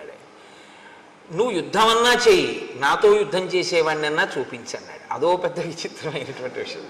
ఒక్కొక్కడి స్థితి, రాక్షసత్వం అన్న మాట అంత ప్రబలంగా ఉంటుంది వాళ్ళలో ఉండేటటువంటి మనఃప్రవృత్తి. అంటే ఆయన అన్నాడు, వాలీనామ మహాప్రాజ్ఞ శక్రతుల్య పరాక్రమ అధ్యాస్తే వానర శ్రీమాన్ కిష్కింధాం అతుల ప్రభాం స సమర్థో మహాప్రాజ్ఞ తవ యుద్ధ విశారద ద్వంద్వయుద్ధం మహద్దాతుం నముచేరివ వాసవ. నముచికి ఇంద్రుడికి యుద్ధం జరిగితే ఎలా ఉంటుందో అలా ఉంటుంది నువ్వు వాలితో యుద్ధం చేస్తే. కిష్కింధా రాజ్యాన్ని పరిపాలన చేస్తున్నాడు, మహాబలవంతుడు, నీకు తగినవాడు, ఆయనతో యుద్ధం చేయి, మీ ఇద్దరికీ సరిపోతుంది, బాగుంటుంది, నాతో ఎందుకు, అక్కడికి వెళ్ళన్నాడు. అంటే మళ్ళీ ఒక్క గంతులో అక్కడి నుంచి ఇక్కడికి వచ్చాడు. కానీ పాపం అప్పటికే తిరిగాడు కదండి, మరి ఓసారి సముద్రుడి దగ్గరికి వెళ్ళాడు, ఓసారి హిమవంతుడి దగ్గరికి వెళ్ళాడు. దేనికి, ఓ పుణ్యమా పురుషార్థమా, గొడవ తెచ్చుకోవడానికి వెళ్ళాడు. గొడవ పెట్టుకోలేదు వాళ్ళు గొడవ పెట్టుకోలేదన్న కక్ష కడుపులో ఉండిపోయింది. వాళ్ళు గొడవ పెట్టుకోలేదు, ఇవాళ నాకు యుద్ధం చేయడానికి ఒక్కడు దొరకలేదు, సూర్యాస్తమయం అయిపోయింది. వాడికి ఎంత బాధో చూడండి. ఏదో ఇవాళ నేను అయ్యో ఒక్క గుడికి వెళ్ళలేదు, ఒక్క గోపురానికి వెళ్ళలేదు, రామాయణంలో ఒక్క శ్లోకం చదవలేదు, ఒక్కసారి రామనామం రాయలేదు, రామరామ అనలేదు, ఇవాళంతా ఏమిటో ఇలా గడిచిపోయింది అని భక్తుడు విసుక్కున్నట్లు వాడికి చాలా కోపం వచ్చింది. సూర్యాస్తమయం అయిపోయింది, ఒక్కడు గొడవకు వచ్చిన వాడు లేడు, ఒక్కడితో యుద్ధం దొరకలేదు, చీకటి పడిపోయింది. వీడు వస్తాడో రాడో, పడుకున్నాడో ఏమో. కాబట్టి ఇప్పుడు రెచ్చగొట్టడానికి కిష్కింధ వెళ్ళాడు. అప్పటికే బాగా చీకటి పడిపోయింది, ఊరుకోవచ్చు, కానీ రేపు పొద్దున్న మళ్ళీ ఎక్కడికన్నా వెళ్ళిపోతానంటాడేమో అని కంగారు, యుద్ధానికి ముందే సిద్ధం చేసేసుకుంటే పోతుందని. అంటే ఎంత వెర్రిగా ఉంటారో చూడండి ఒక్కొక్కళ్ళ మనస్తత్వం. మీరు ఇవి చూసి రామాయణం చూసి అలా ఉంటారనుకోకండి, నేను పేర్లు చెప్తే బాగుండదు, పేపర్లలో చదవట్లా మీరు, ఎంతమందో ఇలాంటి వాళ్ళు. కాబట్టి అయిన దానికి కాని దానికి జబ్బలు చదవడం, రా నాతో అంటూ ఉండడం, ఎంత రాక్షసత్వంతో ఉంటారు. కిమర్థం నగరద్వారం ఇదం రుద్ధ్వా వినర్దసి దుందుబే విదితో మేసి రక్ష ప్రాణాన్ మహాబల. వాలి ఈ దుందుబి చేసినటువంటి హడావిడి విన్నాడు. ఆయన వచ్చినవాడు ఊరుకున్నాడా, ఒక మహిష రూపంలో వచ్చాడు. వచ్చి ఒక పెద్ద మహానాదం ఒకటి చేశాడు. ఆ కిష్కింధంతా చెట్లు ఉన్నాయి, ఆ చెట్లన్నీ విరగ్గొట్టేస్తున్నాడు. గిట్టలతో భూమినంతటినీ కూడా ఇలా దున్నేసి ఆ పైకి మట్టి రేపేసి భూమిని బద్దలు చేసేస్తున్నాడు ఆ బలంతో. ఆ నగర ద్వారాన్ని భేదించేస్తున్నాడు, బద్దలు కొడుతున్నాడు. బద్దలు కొడుతుంటే వాలి నిద్ర లేచన్నాడు, ఎందుకురా, ఎవడరా అల్లరి చేస్తున్నవాడు, ఏమిట్రా అంత కంగారు వాడికి, ఎందుకు అలా ఆ నగర ద్వారాన్ని బద్దలు కొడుతున్నాడు అన్నాడు. అంతే ఆయన అడిగింది, నాకు నీతో యుద్ధం కావాలి, ఇప్పుడు చేస్తావా రేపు చేస్తావా అని అడిగితే అయిపోతుంది పోనీ. కానీ వీడన్నాడు, అంటే రాక్షసత్వం అంటే మాటలు ఎలా ఉంటాయో చూడండి, అకారణంగా. నత్వం స్త్రీ సన్నిధౌ వీర వచనం వక్తుమర్హసి మమ యుద్ధం ప్రయచ్ఛాత్య తతో జ్ఞాస్యామి తే బలం. ఆడాళ్ళ దగ్గర కూర్చొని అరవడం కాదు. అంటే మరి రాత్రి అయిపోయింది, అంతఃపురవాసంలో రాణుల దగ్గర కదా ఉంటాడు, ఆడవాళ్ళ దగ్గర ఉండి ఏదో పెద్ద వీరుళ్ళ ఎవడరా అని అడగడం కాదు, రా యుద్ధానికి, నీ బలం ఏంటో తేల్చేస్తానన్నాడు. ఎవరు అసలు వాడు, ఏమీ చెప్పడం, కంగారు అనుకుని మళ్ళీ ఏమనుకున్నాడో వెంటనే అభయం ఇచ్చాడు. ఫోన్లే చీకటి పడిపోయాక వచ్చాను కదా అని, అధమాధారయిష్యామి క్రోధమధ్య నిశామి మాం గృహ్యతాం ఉదయ స్వైరం కామభోగీషు వానర. పోన్లే ఎలాగోలా కష్టపడి రేపు పొద్దుటి వరకు నేను ఈ కోపాన్ని ఇలాగే అట్టే పెట్టుకుంటాను, రేపు పొద్దున్న యుద్ధానికి రా, ఇవాళకి రాత్రి నీ రాణులతో హాయిగా కామోపభోగాన్ని అనుభవించు. ఎందుకు ఆ కోపాన్ని నిలబెట్టుకోవడం? ఎవడైనా కోపం వదిలేస్తానని చూడాలి. ఆయన అంటాడు చాలా కష్టం మీద రేపు పొద్దుటి వరకు కోపాన్ని నిలబెట్టుకుంటానంటాడు. అంటే దుష్టుడి యొక్క మనఃప్రవృత్తి ఎలా ఉంటుందో చూడండి. ఉత్తమే క్షణకోపస్య మధ్యమే ఘటికాద్వయం మధమే స్యాదహోరాత్రం పాపిస్తే మరణాంతక. కష్టపడి కోపం నిలబెట్టుకోవడం ఎందుకండి? అది పోతుంటే హాయిగా వదిలిపెట్టేయాలి దాన్ని. అమ్మాయి మన ప్రయత్నం లేకుండా పోయిందిరా అనుకోవాలి. కానీ వాడికి అలా చిత్తశాంతి లేదు, దాన్ని కష్టపడి నిలబెట్టుకుంటున్నాడు, గిట్టలతో గీరేస్తున్నాడు, చెట్ల కొమ్మలు అంటే రాత్రల్లా అలా చేస్తూ ఉంటాడు. నువ్వేం చేయాలి, వాలి ఏం చేయాలో చెప్తున్నాడు. ఇవాళ రాత్రికి నీ రాణులతో భోగించు. దీయతాం సంప్రదానంచ పరిష్వజ్య వానరాన్ సర్వశాఖా మృగేందస్త్వం సంసాదయ సుహృజ్జనాన్. నువ్వు దాన ధర్మాలు ఏమైనా చెయ్యాలనుకుంటున్నావేమో, ఇవాళ రాత్రి చేసేసి ఎవరికేమైనా ఇద్దామనుకుంటే ఇచ్చేసి. పరిష్వజ్య వానరాన్, ఎవరైనా నీకు ముఖ్యమైనటువంటి వానరుల్ని చూడాలంటే వాళ్ళని పిలిపించి కౌగిలించేసుకోసారి. ఎందుకంటే ఇవన్నీ అంటే ఖండకావరం నోటి తీట. సర్వశాఖా మృగేందస్వం సంసాదయ సుహృజ్జనాన్. ఒకసారి నీ సుహృత్తులు ఉంటారు, మంచి స్నేహితులు, మళ్ళీ చూడడం ఉండదు, రేపు పొద్దున చంపేస్తాను నేను, అందుకని వాళ్ళందరినీ పిలిచి ఓసారి చూసేసి. అంటే దేనికి చంపేస్తావు? ఏమి కారణం లేదు, తను బలవంతుడు అనిపించుకోవాలి కాబట్టి చంపేస్తాడంతే. సుదృష్టాం కురు కిష్కింధాం కురుష్వాత్మ సమంపురే క్రీడస్వచ సహ స్త్రీభి అహం తే దర్పనాశన. రేపు ఎలాగో నిన్ను చంపేస్తాను ఉదయం, కాబట్టి ఇవాళ ఏం చేస్తావో తెలుసా? ఒకసారి ఆ కిష్కింధా సామ్రాజ్యాన్నంతటినీ ఓసారి చూసేసుకో. రాజు కాబట్టి నీకు ఆ మక్కు ఉంటుంది, ఓసారి ఆ రాజ్యం వంక చూడు. నీకు ఇష్టం కాబట్టి ఆ రాజధాని వంక కూడా ఓసారి చూసేయి. ఇవాళ రాత్రి నీకు ఇష్టమైనటువంటి స్త్రీలు ఎవరున్నారో వాళ్ళతో భోగించి రేపు పొద్దున నిన్ను చంపేస్తాను. యోహిమత్తం ప్రమత్తం వా సుప్తం వా రహితం భృశం హన్యాత్ స భ్రూణలోకే తద్విధం మదమోహితం. అసలు ఇప్పుడే చంపేద్దరు. ఎందుకు వదిలేస్తున్నానో తెలుసా? నువ్వు తాగి రాణులతో భోగం అనుభవిస్తూ ఉంటావు కాబట్టి నిద్రపోతున్న వాణ్ణి, ఆయుధం లేనివాణ్ణి, యుద్ధానికి సిద్ధంగా లేనివాణ్ణి, ఏదో కామోపభోగంలో ఉన్నవాణ్ణి చంపడం అంటే భ్రూణహత్య, పసిపిల్లాన్ని చంపడంతో సమానం. కాబట్టి నేను అటువంటి పాపపు పనులు చేయనన్నాడు. మళ్ళీ ఇందులో మళ్ళీ పాపపుణ్య విచారణ ఒకటి వాడికి. రాక్షసత్వం అంటే అలాగే ఉంటుందండి, చాలా గమ్మత్తుగా ఉంటాయి వాళ్ళ మాటలు. కాబట్టి రేపొద్దున్న యుద్ధానికి రాను అంటే వాడికి వీడికన్నా సరదా వాడికి. వాడన్నాడు రేపొద్దుడి దాకా ఎందుకు, నేను తాగిన అది వీరరసం, నేను మధుపానం చేసినా అది నన్నేం అడ్డదు, కాబట్టి నిన్ను ఇప్పుడే చంపేస్తాను, రేపొద్దుడి దాకా ఏంటి, అవన్నీ నాకేం అవసరం లేదన్నాడు. అని వెంటనే లోపలికి వెళ్ళి తమేవ ముక్త్వా సంక్రుద్ధో మాలాముక్షిప్య కాంచనీం పిత్రా దత్తాం మహేంద్రేణ యుద్ధాయ వ్యవతిష్ఠత. తన తండ్రి అయినటువంటి మహేంద్రుడిచ్చిన బంగారు మాల ఒకటి ఉంది, ఆ మాల తీసి మెడలో వేసుకున్నాడు. ఆ మాలకి ఒక శక్తి ఉంది, అది తనలోని తేజస్సుని తనలోని బలాన్ని క్షీణించిపోకుండా మాల స్వీకరించి కాపాడుతుంది. ఎదుటివారి బలాన్ని లాగేస్తుంది అని చెప్పకూడదు మీరు ఎప్పుడు. అది ఆయనలో తేజస్సుని ఆయనలో బలాన్ని క్షీణించిపోకుండా తనలోకి తీసుకుని కాపాడి మళ్ళీ ఇస్తూ ఉంటుంది. మహేంద్రుడిచ్చిన మాలకి ఆ శక్తి ఉంది. అందుకే అది మెడలో ఉన్నంతసేపు వాలి మరణించాడు. వాలి మరణించాలి అంటే అది మెడలోంచి తీసేయాలి, అది మెడలోంచి తీస్తేనే మరణిస్తాడు. కాబట్టి ఇప్పుడు ఆ హారాన్ని మెడలో వేసుకున్నాడు.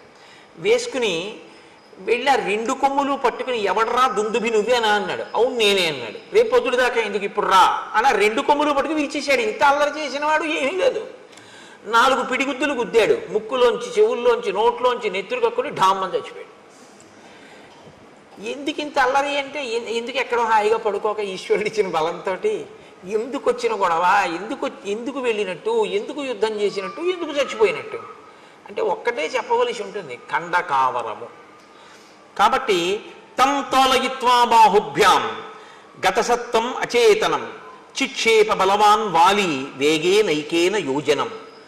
అదిగో అప్పుడు మా అన్న వాలి ఏం చేశాడో తెలుసా? ఆ చనిపోయినటువంటి దుందుభిని కోపంతో వాడు కొనప్రాణంతో ఉండగా రెండు చేతులతో పైకెత్తి గిర్ర గిర్ర గిర్ర గిర్ర తిప్పి విసిరిశాడు. పర్వతం అంత శరీరం ఉన్నవాడు దుందుబి. ఆ శరీరాన్ని విసిరితే అది యోజనం దూరం వెళ్ళి పడింది రామ.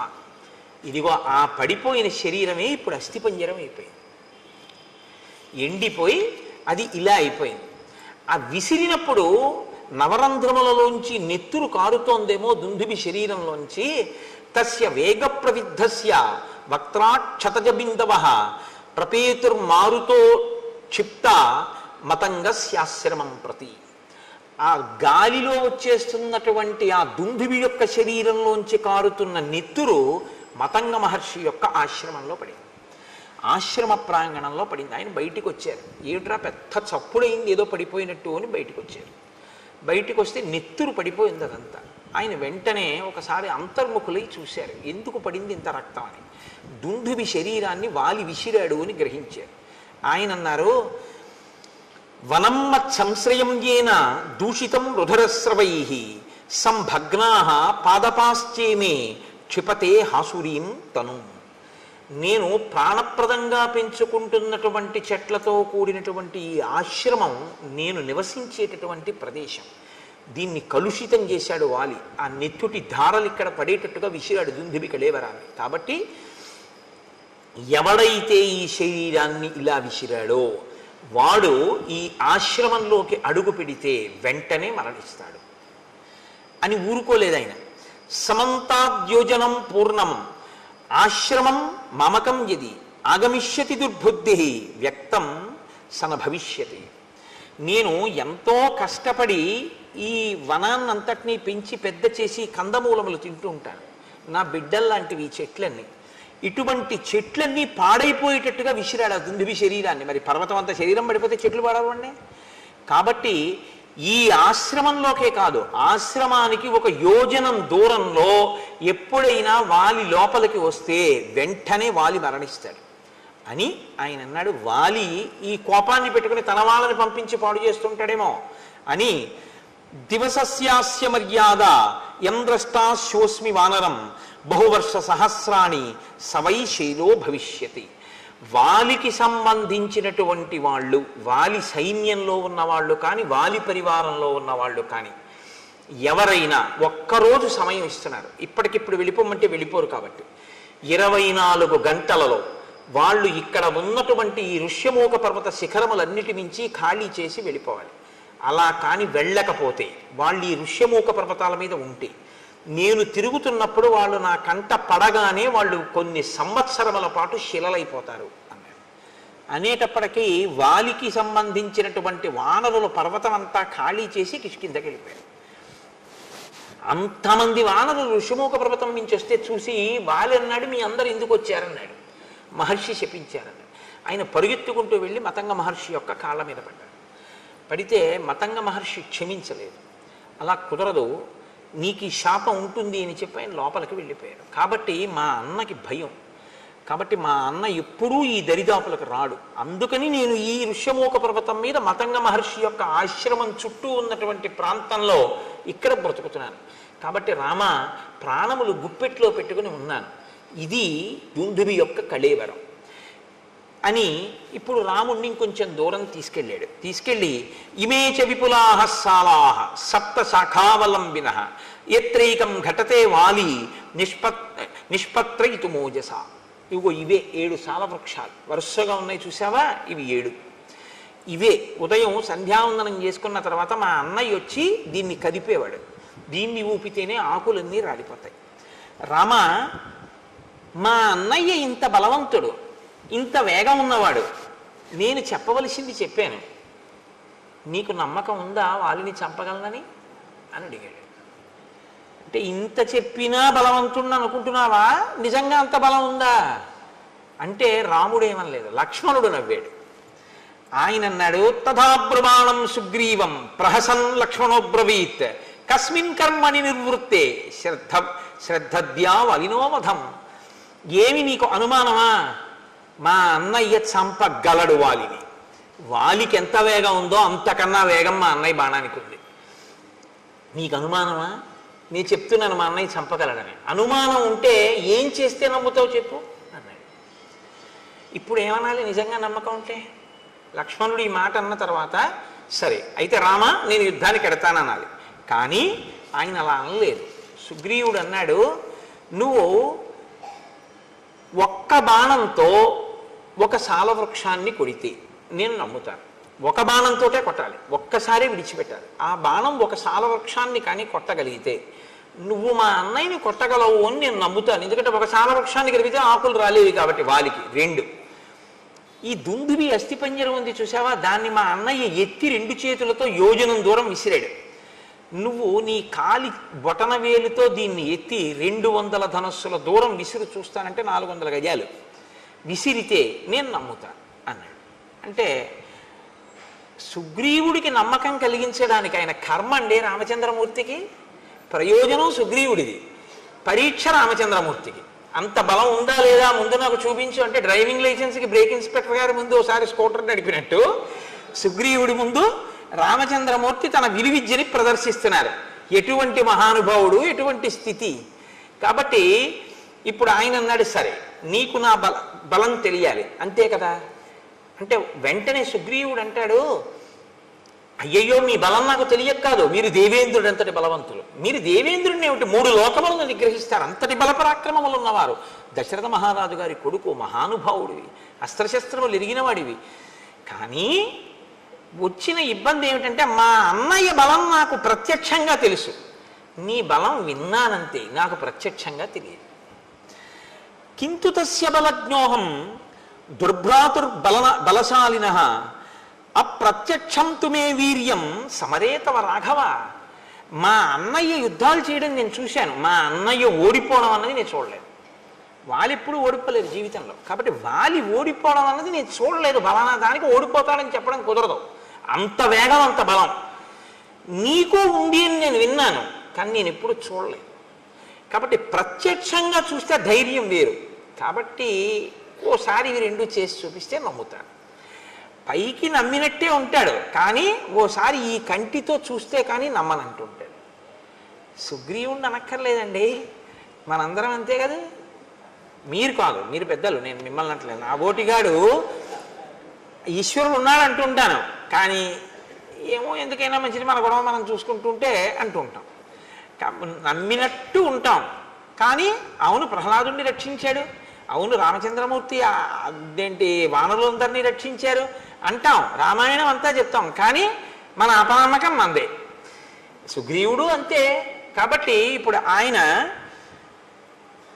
నీకు నమ్మకం కలగడం కోసం నేను ఈ దుందిపి కళేవరాన్ని ఎత్తి విసిరాలంతే కదా అని ఏదైనా ప్రత్యయోస్మాసు విక్రమే తమ వానర ప్రత్యయం సమరే శిలాఘ్యం అహముత్పాదయామితే రాఘవో దుందుభే కాయం పాదాంగుష్ఠేన లీలయా తోలయిత్వా మహాబాహు చిక్షేప దశయోజనం. వాలి 2 చేతులతో ఎత్తి గిరగిరా తిప్పి 1 యోజనం విసిరినటువంటి దుందుభి యొక్క కళేబరాన్ని రామచంద్రమూర్తి తన కాలి బొటన వేలితో పైకెత్తి దశయోజనం చిక్షేప దశయోజనం 10 యోజనముల దూరం విసిరిశారు కాలి బొటన వేలితో. నమ్ముతావా అన్నాడు. అంటే ఆయన అన్నాడు, అప్పుడు మా అన్నయ్య చంపినప్పుడు అది పచ్చిగా ఉంది, మాంసంతో ఉంది, నెత్తుడితో ఉంది, బరువుగా ఉంది, ఎత్తి యోజనం విసిరాడు. ఇప్పుడు చాలా కాలం అయిపోయింది, ఎండిపోయింది, అస్థిపంజరం అయిపోయింది. దాన్ని నువ్వు బొటన వేలుతో విసిరావు 10 యోజనాలు. ఒక్క సాలవృక్షాన్ని కూడా కొట్టు, ఒక బాణంతో కొడితే నమ్ముతాను అన్నాడు. అంటే ఇంకా ఇప్పటికీ కూడా పూర్తిగా నమ్మకం కలగలేదు. వెంటనే రాముడు స గృహీత్వా ధనుర్ఘోరం శరమేకంచమానద సాలముద్దిశ్య చిక్షేప జాస్వనై పురయం దిశ స విసృష్టో బలవత బాణ స్వర్ణపరిష్కృత భిత్వా సాలాం గిరిప్రస్థే సప్త భూమిం వివేశ ప్రవిష్టశ్చ ముహూర్తేన ధరాం భిత్వా మహాజవ నిష్పత్య చ పునస్తూర్ణం స్వతూణీం ప్రవివేశ తాన్ దృష్ట్వా సప్త నిర్భిన్నాన్ సాలాన్ వానరపుంగవ రామస్య శరవేగేన విస్మయం పరమంగతః. నీకు నమ్మకం కల్పించడానికి ఒక సాలవృక్షం కొట్టాలి ఒక బాణంతో, అంతే కదా అని ఒక ఘోరమైన బాణాన్ని తన అమ్ముల పొదలోంచి తీసి వింటినారికి సంధించి ఆకర్ణాంతము లాగి ఆ బాణాన్ని సాలవృక్షముల మీదకి ప్రయోగించాడు రాముడు. అది ఒక ముహూర్త కాలంలో, అంటే అనే లోపల 7 సాలవృక్షములను కొట్టి ఎదురుగుండా ఉన్న పర్వతము యొక్క శిఖరములను కొట్టి పాతాళలోకంలోకి వెళ్ళి పాతాళలోకాన్ని దర్శించి మళ్ళీ పైకొచ్చి రామచంద్రమూర్తి యొక్క అమ్ముల పొదిలోకి చేరిపోయింది ఒక ముహూర్తం. ఇది చూసి ఒక్కసారి విస్మయం పరమంగత. అబ్బా, ఇంత వేగమా రాముడి బాణానికి? మా అన్నయ్యదే వేగం అనుకున్నాను. అమ్మో, ఇలా అనేటప్పటికీ బాణం 7 సాలవృక్షములను కొట్టి పర్వతాన్ని కొట్టి ఛేదించి భూమిలోకి పాతాళంలోకి వెళ్ళి పాతాళ వివరాన్ని చూసి మళ్ళీ పైకి వచ్చి అక్షయబాణ తూణీరంలోకి వెళ్ళిపోయి చేరిపోయి. ఇప్పుడు నిలబడలేదు. ఇప్పటిదాకా ఆయన్ని నిలబెట్టి తను కూర్చుంటాడు. ఇప్పటిదాకా కొమ్మ కొట్టి ఆయన్ని ఇలా కూర్చో అని తను కూర్చోబెడతాడు. ఇప్పుడు చూశాడు రాముడంటే ఏమిటో. ఇప్పుడేం చేశాట? సమూర్జ్ఞ న్యపతద్ధూమౌ ప్రలంబీకృత భూషణ సుగ్రీవ పరమప్రీతో రాఘవాయ కృతాంజలి. ఇప్పుడు ఆయన ముందు ఇలా వంగిపోయి 2 చేతులతో అంజలి ఘటిస్తే ఆభరణములు వ్రేలాడాయి అన్నారు మహర్షి. ఎంత పెద్ద మాట చూడండి. ఇప్పుడు నేను నా మెడలో ఉన్న రుద్రాక్ష హారం నా మెడలోనే నా గుండెల మీద ఇలాగే ఉందనుకోండి, నేను బాగా వంగలేదు అని గుర్తు. ఇది ఉందా, ఊడిపోయిందా? అదే నేను ఒకరి యందు భక్తితో బాగా వంగిపోయి నమస్కరించాను అనుకోండి, ఇలా నా గుండెల మీద ఉన్న హారం ఏమవుతుంది? ఇలా గాలిలోకి వచ్చి వ్రేలాడుతుంది. అంత వంగిపోయాను అంటే గుర్తేమిటి? అవతల వారి యందు అంత భక్తి చూపించాను అని గుర్తు. ఇన్నాళ్ళు ఏమైంది భక్తి అంటే? ఇన్నాళ్ళు రాముడిని అలా చూడలేదు. ఇప్పుడు రాముడు ఏమిటో తెలియగానే ఏం చేశాడంటే అంత వంగిపోయాడు. వంగిపోయి అన్నాడు, ఇక వెళ్ళిపోదాం పద, పిలుస్తాను వాళ్ళని అన్నాడు. ఇప్పుడు ఎంత నమ్మకం వచ్చేసిందో చూడండి. కానీ దీని ఫలితం దీనికి ఉంటుంది. ఇది మీరు కిష్కింధకాండలో పట్టుకోవలసినటువంటి ఒక అద్భుత రహస్యం. రాముడు అన్నాడు, పద, తప్పకుండా యుద్ధం చేస్తాను, నువ్వు పిలు మీ అన్నయ్యని, మీ ఇద్దరు యుద్ధం చేస్తుంటే నేను వాలిని సంహరిస్తాను. ఇప్పుడు వెళ్ళాడు, పెద్ద సింహనాదం చేశాడు. ఎవడు రావాడన్నాడు, మీ తమ్ముడే వచ్చాడన్నాడు. వీడికి ఎంత అహంకారం వచ్చిందిరా, ఋష్యమూకం నుంచి దిగి నా ముందుకు వస్తాడా యుద్ధానికి అని వాలి గబగబా బయలుదేరి వచ్చాడు. ఇద్దరు పెనుగులాడుతున్నారు, ఇద్దరు పిడికిటి పోట్లతో పొడుచుకుంటున్నారు, కలియబడుతున్నారు, గుద్దుకుంటున్నారు, తన్నుకుంటున్నారు, ఒకరి మీద ఒకరు కలియబడుతున్నారు, నెత్తురు కక్కుతున్నారు. ఇన్ని చేస్తుంటే రాముడు బాణం వెయ్యలేదు. అంత మెరుపు వేగం కలిగినటువంటి బాణాన్ని రాముడు ఇతనే వాలి అనుకుని వేసేస్తే అది సుగ్రీవుడి మీద పడిపోతే ఇప్పుడు రాముడి పట్ల ఎంత అధర్మం అయిపోతుంది, మిత్రఘాతకుడు అయిపోతాడు. కాబట్టి తతోన కృతవాన్ బుద్ధిం మోక్తుమంతకరం శరం, అది వేస్తే దెబ్బ తగలడం కాదు, అది చంపేస్తుంది మనిషిని. కాబట్టి బాణాన్ని వేయలేదు, ఆగిపోయాడు రాముడు. ఇప్పుడు తినవలసినన్ని దెబ్బలు తినేసి పారిపోయాడు ఋషిముఖ పర్వతం మీద. పారిపోయి కూర్చున్నాడు తల వంచుకొని. మళ్ళీ రామలక్ష్మణులు వీళ్ళు మంత్రులు వెళ్ళారు. వీడికి తల వంచుకొని కూర్చున్నవాడు రాముడి వంక చూశాడు. రాముడు ఏమనలేదు.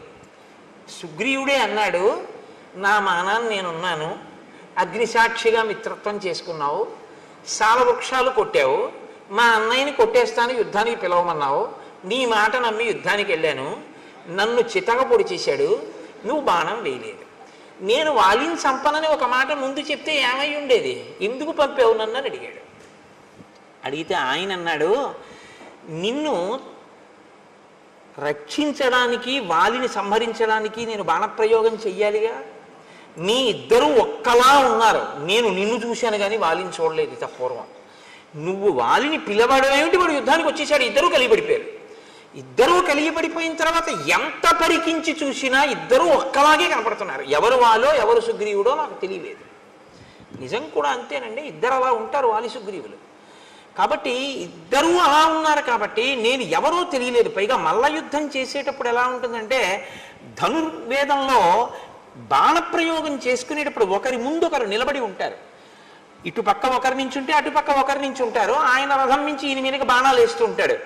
ఏదో కొంత పరికించే అవకాశం ఉంటుంది. మల్ల యుద్ధంలో అలా ఉండదు. కింద పడుతూ ఉంటారు, మీద పడుతూ ఉంటారు, దుల్లుతూ ఉంటారు, గుద్దుకుంటూ ఉంటారు, కొట్టుకుంటూ ఉంటారు, పూడ్చుకుంటూ ఉంటారు, అరుచుకుంటూ ఉంటారు. అటు తిరుగుతుంటారు, ఇటు తిరుగుతుంటారు. ఎవడని తెలుస్తుంది? తెలియకుండా ఇతనే వాళ్ళనుకుని వేసేశాకని సుగ్రీవుడైతే అందుకు నేను వేయలేదన్నాడు. అంగీకరించాడు సుగ్రీవుడు. కానీ ఇప్పుడు మళ్ళీ వెళ్ళు మీ అన్నయ్య దగ్గరికి అన్నాడు. అయ్య బాబోయ్ అని భయం వేయదు. కాబట్టి నువ్వు బెంగ పెట్టుకోకు లక్ష్మణ, అదిగో ఆ పర్వత చర్యల కింద గజపుష్పీం ఇమాం పుల్లాం ఉత్పాట్య శుభలక్షణాం కురు లక్ష్మణ కంఠేస్య సుగ్రీవస్య మహాత్మనః. అదిగో అక్కడే నాగకేసరపు లత ఒకటి పుష్పించినటువంటిది పెరిగి ఉంది. ఆ లతని పీకి పట్రా లక్ష్మణ, పట్టుకొచ్చి పువ్వులతో ఉన్నటువంటి ఆ తీగని మెడలో మాలగా వేయి సుగ్రీవుడికి. ఇప్పుడు ఈ గజపుష్పలత ఉన్నటువంటి వాడు సుగ్రీవుడు, అది లేనివాడు వాలి. నాకు గుర్తు తెలుస్తుంది. ఇప్పుడు వాలిని సంహరిస్తాను. కాబట్టి నువ్వు మళ్ళీ వెళ్ళి ఇప్పుడు పిలు మీ అన్నయ్యని యుద్ధానికి, నీకేమీ ప్రమాదం రాదు.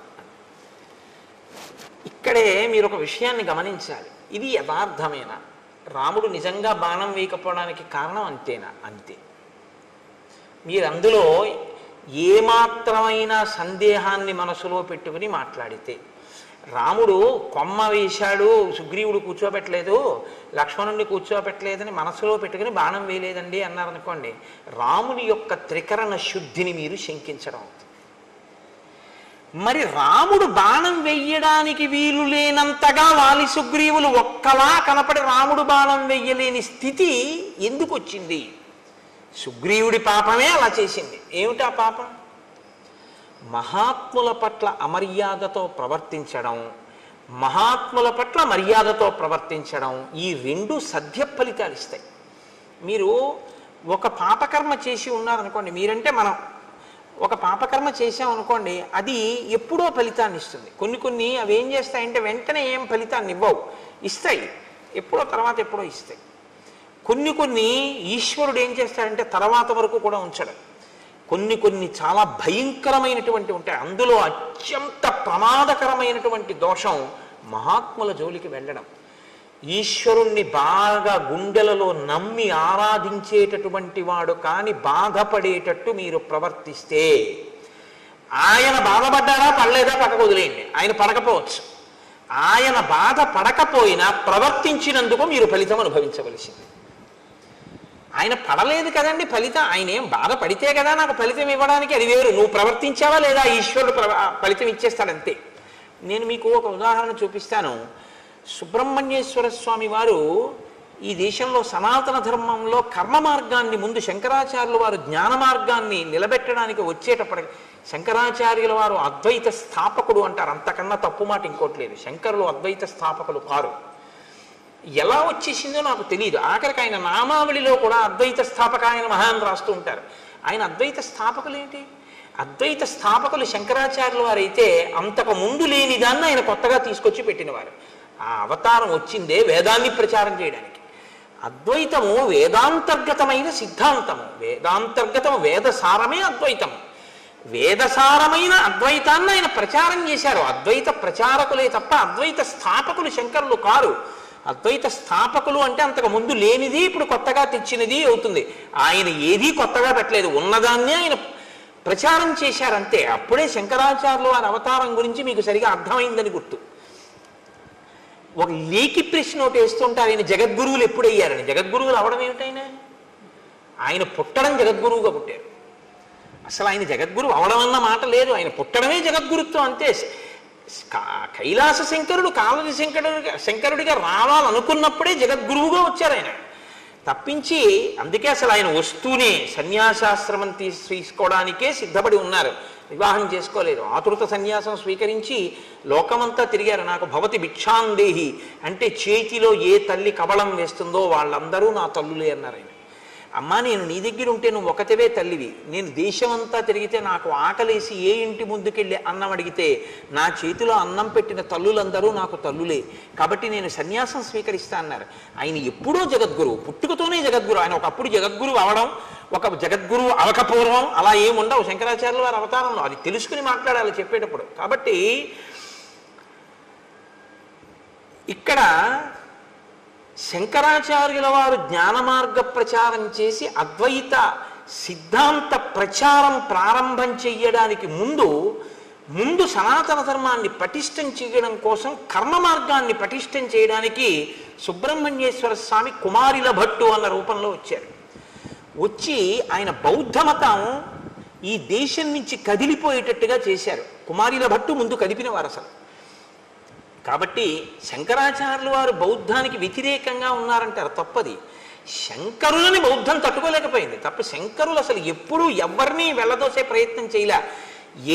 ఎందులో మంచి ఉంటే దాన్ని ఆయన గ్రహించారంతే. శంకరుల గురించి మీకు సరిగా అర్థమైతే మీరు శంకరుల గురించి మాట్లాడే మాటలు వేరుగా ఉంటాయి. శంకరులు ఎప్పుడూ ఎవరిని ఓడించి తరిమేయడం ఆయన యొక్క సిద్ధాంతం కానే కాదు, ఆయన ఆశయము కాదు. ఆయన ప్రతి దాంట్లోంచి సారమున్న ప్రతి దాన్ని ఆయన తీసుకున్నారు. ఎంతవరకు పనికొస్తుందో అంతవరకు చూపించారు. ఏది అనుష్ఠాన యోగ్యము కాదో అది అందుకు పనికిరాదు అని చెప్పారంతే తప్ప నే పట్టుకున్నదే సత్యం మిగిలినవన్నీ అసత్యాలని శంకరాచార్యుల వారు అసలు ఎప్పుడూ మాట్లాడలేదు. అలా మాట్లాడితే అటువంటి సంకుచితత్వంతో ప్రవర్తిస్తే శంకర భగవత్పాదులు షణ్మత స్థాపనాచార్యులు కానే కాలేరు. తర్వాత చాలామందికి ఒక అపోహ, శంకరాచార్యుల వారు విభూతి రేఖలు పెట్టుకుంటారు కాబట్టి ఆయన శివుడు, ఆయన పరమశివుణ్ణి ప్రధాన దైవంగా ఆరాధించిన వారు అని అనుకుంటారు. నేను మీకు ఒక యథార్థం చెప్పనా, శంకరాచార్యుల వారంత గొప్ప వైష్ణవుడు ఎక్కడ? శంకరాచార్యుల వారు చాలా గొప్ప వైష్ణవుడు. నేను ఎందుకు ఈ మాట అంటున్నానో తెలుసా అండి? శంకరాచార్యుల వారి ఆరాధ్య దైవం కృష్ణ పరమాత్మ. మీరు ఇప్పటికీ కాలడి వెడితే కాలడిలో ఆయన ఆరాధించినటువంటి కృష్ణ పరమాత్మ యొక్క స్వరూపాన్ని శృంగగిరి పీఠం వారే అక్కడ ఉంచారు. సచ్చిదానంద శివాభినవ నరసింహ భారతీ స్వామి వారు కదండి, మహానుభావుడు. ఆ ప్రాంతానికి వెళ్ళి శంకరులు ఎక్కడ స్నానం చేశారో, ఎక్కడ మొసలి ఆయన కాలు పట్టుకుందో ఆ ప్రాంతాన్ని గుర్తించి శంకర భగవత్పాదులు తన తల్లిగారిని సమాధి చేసినటువంటి ప్రదేశాన్ని కూడా గుర్తించి అక్కడ శంకరాచార్యుల వారు పుట్టినటువంటి గదిని గుర్తించి ఆయన జ్ఞానశక్తి చేత అక్కడ శంకరాచార్యుల వారి గుడి కట్టించి ఎక్కడ రోజు ఆయన వెళ్ళి స్నానం చేసేవారో, తల్లిగారు స్నానం చేసేవారో, పూర్ణానదిని తీసుకొచ్చినప్పుడు కృష్ణాలయం అందులో మునిగిపోతుంటే కృష్ణుడు శంకరా నేను ఇప్పుడు ఎక్కడుండను అంటే ఆయన తీసుకొచ్చి బయట ఎక్కడ పెట్టారో అవన్నిటినీ పరిరక్షించారు శృంగగిరి పీఠం వారు. సచ్చిదానంద శివాభినవ నరసింహ భారతీ జాతికి అందించినటువంటి గొప్ప ఉపకారం. అందుకే శృంగగిరి పీఠాన్ని అధివసించిన మహాపురుషులందరూ ఏదో ఒక గొప్పతనాన్ని ప్రతి ఒక్కరూ ఒక్కొక్కటి ఈ దేశానికి అందించి వెళ్ళారు. అవతార పరిసమాప్తి చేసే లోపల శంకరాచార్యుల వారి జీవితం అంతా కూడా ఎక్కడ మంచి ఉంటే దాన్ని గ్రహించడం. అసలు ఆయన బ్రహ్మచర్యంలో ఉండగా ఆయన నోటి వెంట వచ్చిన మొట్టమొదటి స్తోత్రం లక్ష్మీ స్తోత్రం. విభూతి పెట్టుకోవడం అంటారా? విభూతి పెట్టుకోవడం అనేటటువంటిది వైదికమైన ప్రక్రియ, వేదాంతర్గతము. ఆ విభూతిని ఎడమ చేతిలో వేసుకుని కుడి చేతితో మూసి చెప్పవలసిన మంత్రం చెప్పి స్నానం అయిన తరువాత ఇస్తే సజల భస్మ, స్నానం చేయకపోతే పొడి భస్మ పెట్టుకోవాలని. ఆ సజల భస్మని కుడి చేతితో మూసి మంత్రం చెప్తారు. నేను కాకినాడలో శివమహాపురాణం చెప్పినప్పుడు ఆ మంత్రాన్ని బోర్డుల మీద రాసి అందరికీ ప్రచారం చేశాం కూడా, ప్రింట్ వేసి ఇచ్చి ఇలా పెట్టుకోండి విభూతిని. ఆ సజల భస్మని పెట్టుకుంటారు. అది వేదోక్తం, అది పురాణోక్తం. అది అందుచేత శంకరాచార్యుల వారు విభూతి పెట్టుకుంటే ఆయన శైవుడని కాదు దాని అర్థం. ఆయన చాలా గొప్ప వైష్ణవుడు. ఆయన సౌరోపాసన, గాణాపత్యం, శాక్తేయం వారు సౌందర్యలహరి చేశారు. శంకర భగవత్పాదుల వంటి వ్యక్తి, శంకర భగవత్పాదుల వంటి అవతారం శంకరాచార్యుల వారి తర్వాత ఇప్పటి వరకు రాలేదు. నా భూతో నా భవిష్యతి అని నేను అన్నాను. ఎందుకో తెలుసా? అలాంటి అవతారం మళ్ళీ రావాలని కోరుకోవాలి మనందరం. కాబట్టి నా భవిష్యతి అన్నమాట నేను అన్నాను. కాబట్టి అంతటి మహానుభావుడు శంకర భగవత్పాదులు అంటే. సరే, నేను ఎందుకు మీతో ఇది మనవి చేయవలసి వచ్చింది అంటే ఒక దాంట్లోంచి ఒక దాంట్లోకి వెళ్ళడం జరిగింది. శంకరులకు ముందు సుబ్రహ్మణ్యేశ్వర స్వామి వారు వచ్చారు. నాన్నగారు వచ్చే లోపల ముందు కొడుకు వచ్చాడు. కర్మ మార్గాన్ని నేను పరిపుష్టం చేస్తే జనం సనాతన ధర్మం వైపుకి తిరుగుతారు. తిరిగిన తరువాత నాన్నగారు వచ్చి జ్ఞాన మార్గాన్ని నిలబెడతారని ఆయన కర్మ మార్గాన్ని పరిపుష్టం చేశారు.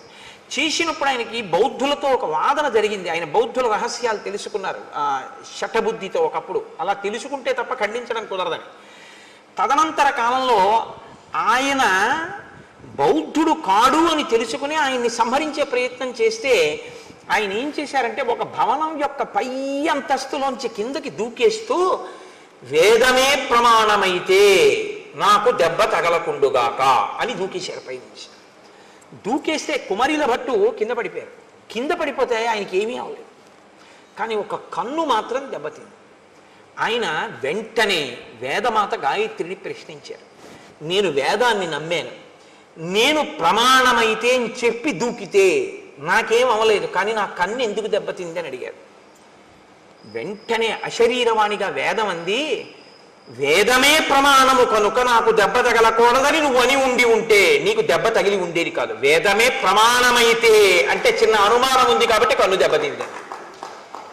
సంశయం ఒకటి చిన్నది పెట్టుకున్నావు కాబట్టి ఆ పాటి దెబ్బ నువ్వు తినవలసి ఉంటుంది. ఎందుకంటే మహాత్ముల పట్ల, దేవతా స్వరూపాల పట్ల ఆస్తిక్య బుద్ధి అంటే చేసేటప్పుడు నమ్మి చెయ్యాలి తప్ప ఉందో లేదో అన్న అనుమానంతో చేయకూడదు. సుగ్రీవుడు రాముడు చేస్తాడంటున్నాడు, కానీ పరీక్షలు పెడుతున్నాడు.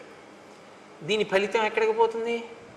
కాబట్టి ఇప్పుడు రాముడి మీదకి తోయకండి. రాముడికి తెలిసి రాముడు కావాలని బాణం వేయలేదు, ఓ కొమ్మ మీద తన్ని కూర్చోబెట్టాడని, లక్ష్మణుడికి కొమ్మ వేయలేదని, అందుకని రాముడు బాణం వేయకుండా బాగా దెబ్బలు తిన్నాక వెనక్కి తీసుకొచ్చి బుద్ధి వచ్చిందా అని చెప్పి అప్పుడు దండయించాడు అనుకో. ఒక నలా అయితే అసలు మానలేదు అప్పుడు.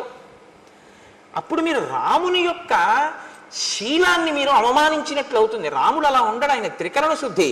రామో దీర్ణాభిభాషతే, అమ్మా నాకు 2 మాటలు మాట్లాడడం చేత కాదమ్మా అన్నాడు ఆయన. కాబట్టి నేను చంపుతాను అని మాట ఇచ్చినటువంటి రాముడు చంపకుండా ఉండి మీ ఇద్దరు ఓలా ఉన్నారు అందుకు చంపలేదు అని రాముడు చెప్తే రాముడు అబద్ధం అన్నట్టు అవుతుంది. అప్పుడు మీరు రామాయణాన్ని సరిగ్గా పరిశీలన చేయలేదు, రామాయణం బాగా అర్థం చేసుకునే ప్రయత్నం మీరు చెయ్యలేదు అని గుర్తు. సుగ్రీవుడు రాముణ్ణి నమ్మాడు, కానీ అంటే but is a bit of poison, కానీ అనేటప్పటికి అందులో చిన్న అనుమానం ఉంది. అనుమానం ఉండి ఆయన యందు నమ్మకం కలగడానికి ఆయనకే పరీక్షలు పెట్టి క్లేశాన్ని కల్పించినందుకు మహాత్ముడైన రాముడు ఇబ్బంది పడ్డాడా?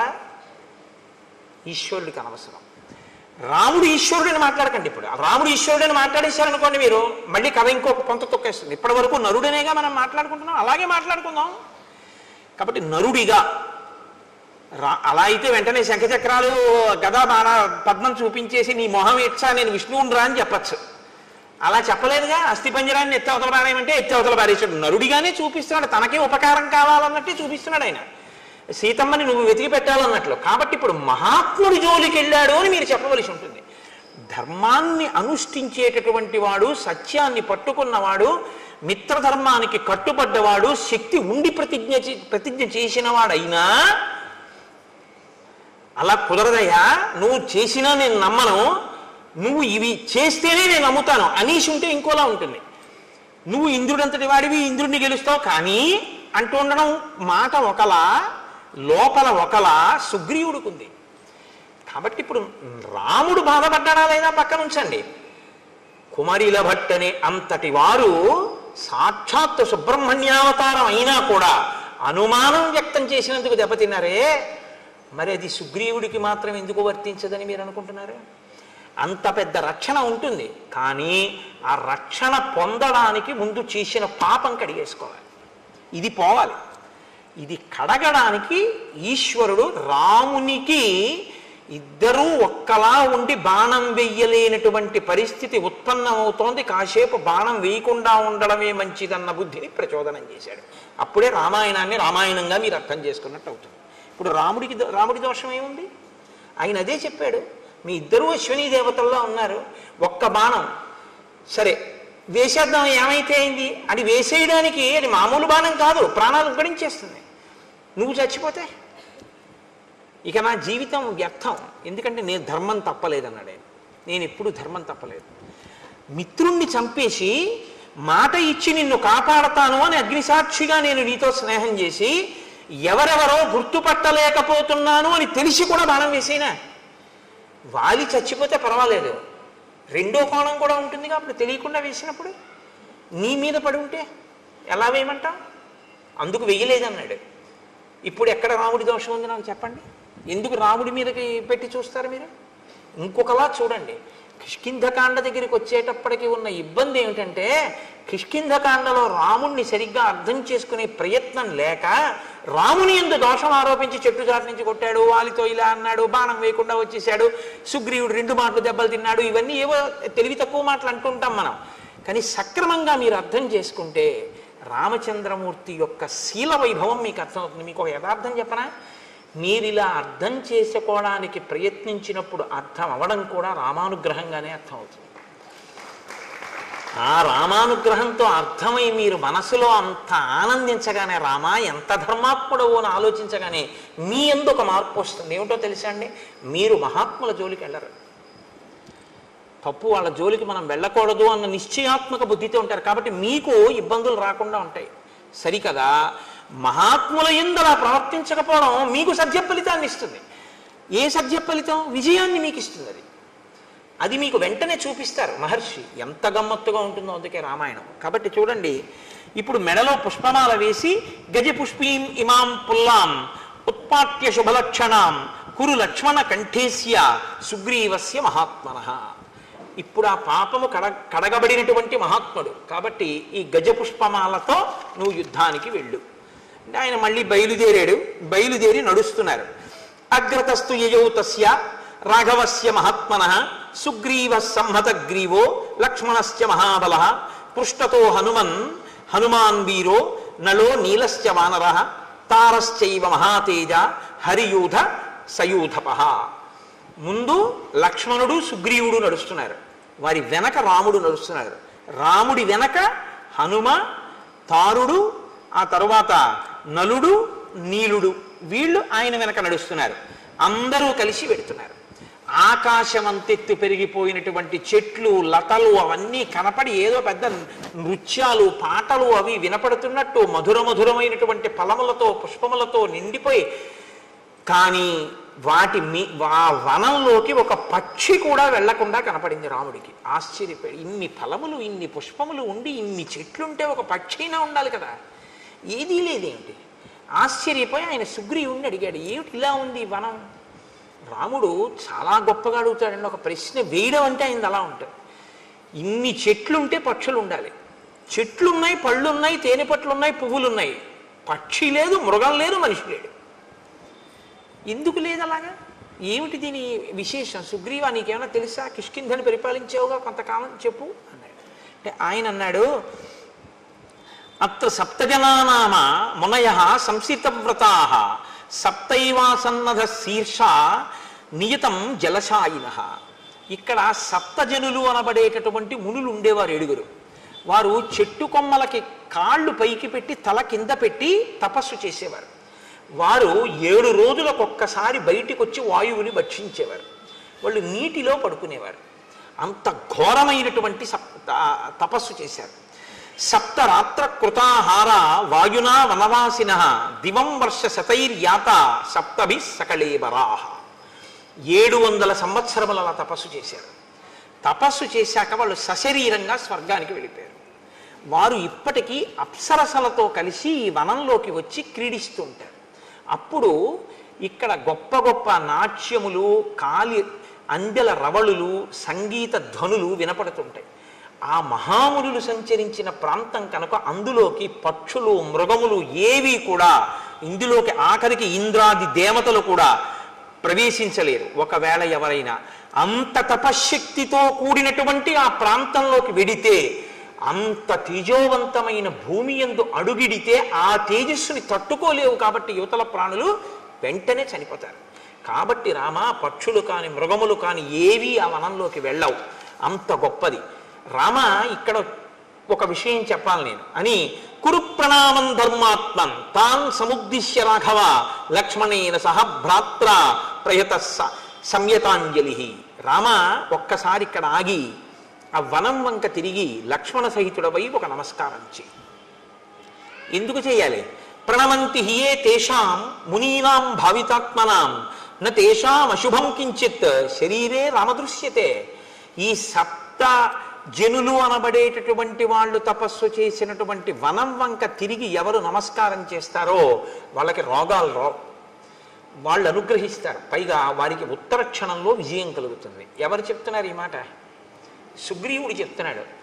అంటే ఒక కార్యం మీద వెళ్ళేటప్పుడు మహాత్ములు ఉండి వెళ్ళిన భూమికి నమస్కరించినా సరే వాళ్ళని తలుచుకుని విజయం కలుగుతుంది, శరీరానికి అనారోగ్యం కూడా రాదు. మహాత్ములకి నమస్కారం చేస్తే ఈ సజ్జ ఫలితం ఉంటే మహాత్ముల పట్ల ఇంకొకలా ప్రవర్తిస్తే దానికి ఫలితం ఉంటుందా ఉండదా? సజ్జ ఫలితం వెనకది ఆ ఫలితం, ఇప్పుడు ఈ ఫలితం. అంటే వారి మరణిస్తారని గుర్తు, సుగ్రీవుడి మనోరథం ఈడేరుతుందని గుర్తు. మీరు అందుకే కిష్కింధకాండ చాలా జాగ్రత్తగా గమనించవలసి ఉంటుంది.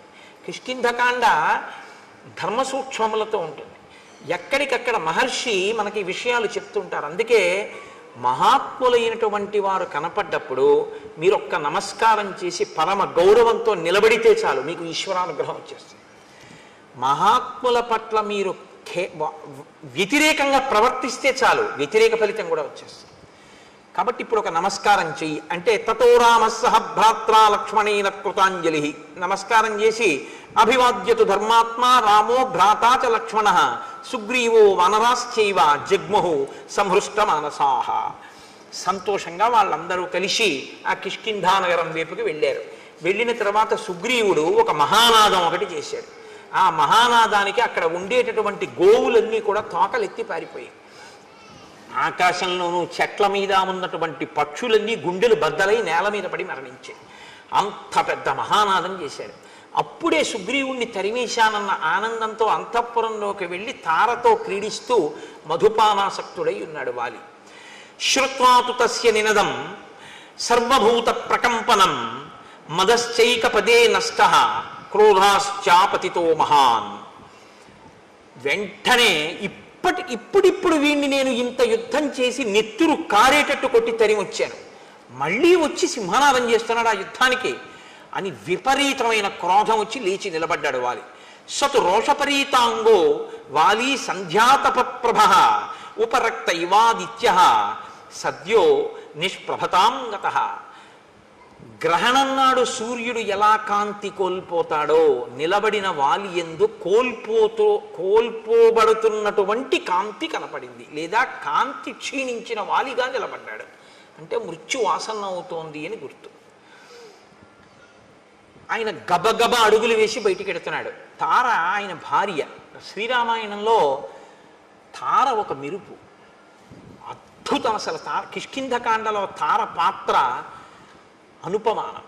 అలా మాట్లాడుతుంది, 2 పర్యాయాలు మాట్లాడుతుంది కిష్కింధకాండలో, 2 సార్లు అంతే. మీరు చెవులు ఒగ్గి వినాలన్నమాట తార మాట్లాడుతుంటే. అలా మాట్లాడుతుంది. బృహస్పతి యొక్క కుమారుడు తారుడు, తారుని యొక్క కూతురు తార. అందుకని తాతగారి తెలివితేటలన్నీ వచ్చాయి ఆవిడికి. మీరు శ్రీరామాయణంలో ఇంకో గమ్మత్తుంది. రామాయణంలో కొన్ని జంటలు కనపడతాయి మీకు. దశరథుడు 3 భార్యలు, సీత రాములు, అహల్య గౌతముడు, తార వాలి, రావణుడు మండోదరి. ఇలా ఒక్కొక్క జంటలో ఒక్కొక్క లక్షణం ఉంటుంది. దశరథుడు కౌసల్య సుమిత్ర కైకేయి. కౌసల్య యందు ఉదాసీనుడు, అసలు పట్టించుకోడు. సుమిత్ర యందు తటస్థుడు, పట్టించుకున్నాడో పట్టించుకోలేదో, విన్నాడో వినలేదో తెలియదు. కైకేయి యందు ప్రేమాస్పదుడు, కొంప ముంచేసింది. అహల్య గౌతములు చెయ్యరానంత అపరాధం అహల్య చేసింది. అయినా తన భార్యని ఉద్ధరించుకుని తన పక్కకి తెచ్చుకోవడమే తప్ప భార్యని విడిచిపెట్టడం అన్నది సనాతన ధర్మంలో లేదని నిరూపించిన వాడు గౌతముడు. తార వాలి. తార ఏది చెప్పినా వింటాడు, నోర్మొయ్యి అని ఎప్పుడు అంటాడు, చక్కగా వింటాడు. తను చేసేదే చేస్తాడు తప్ప తార చెప్పిన మాట పాటించాడు వాలి.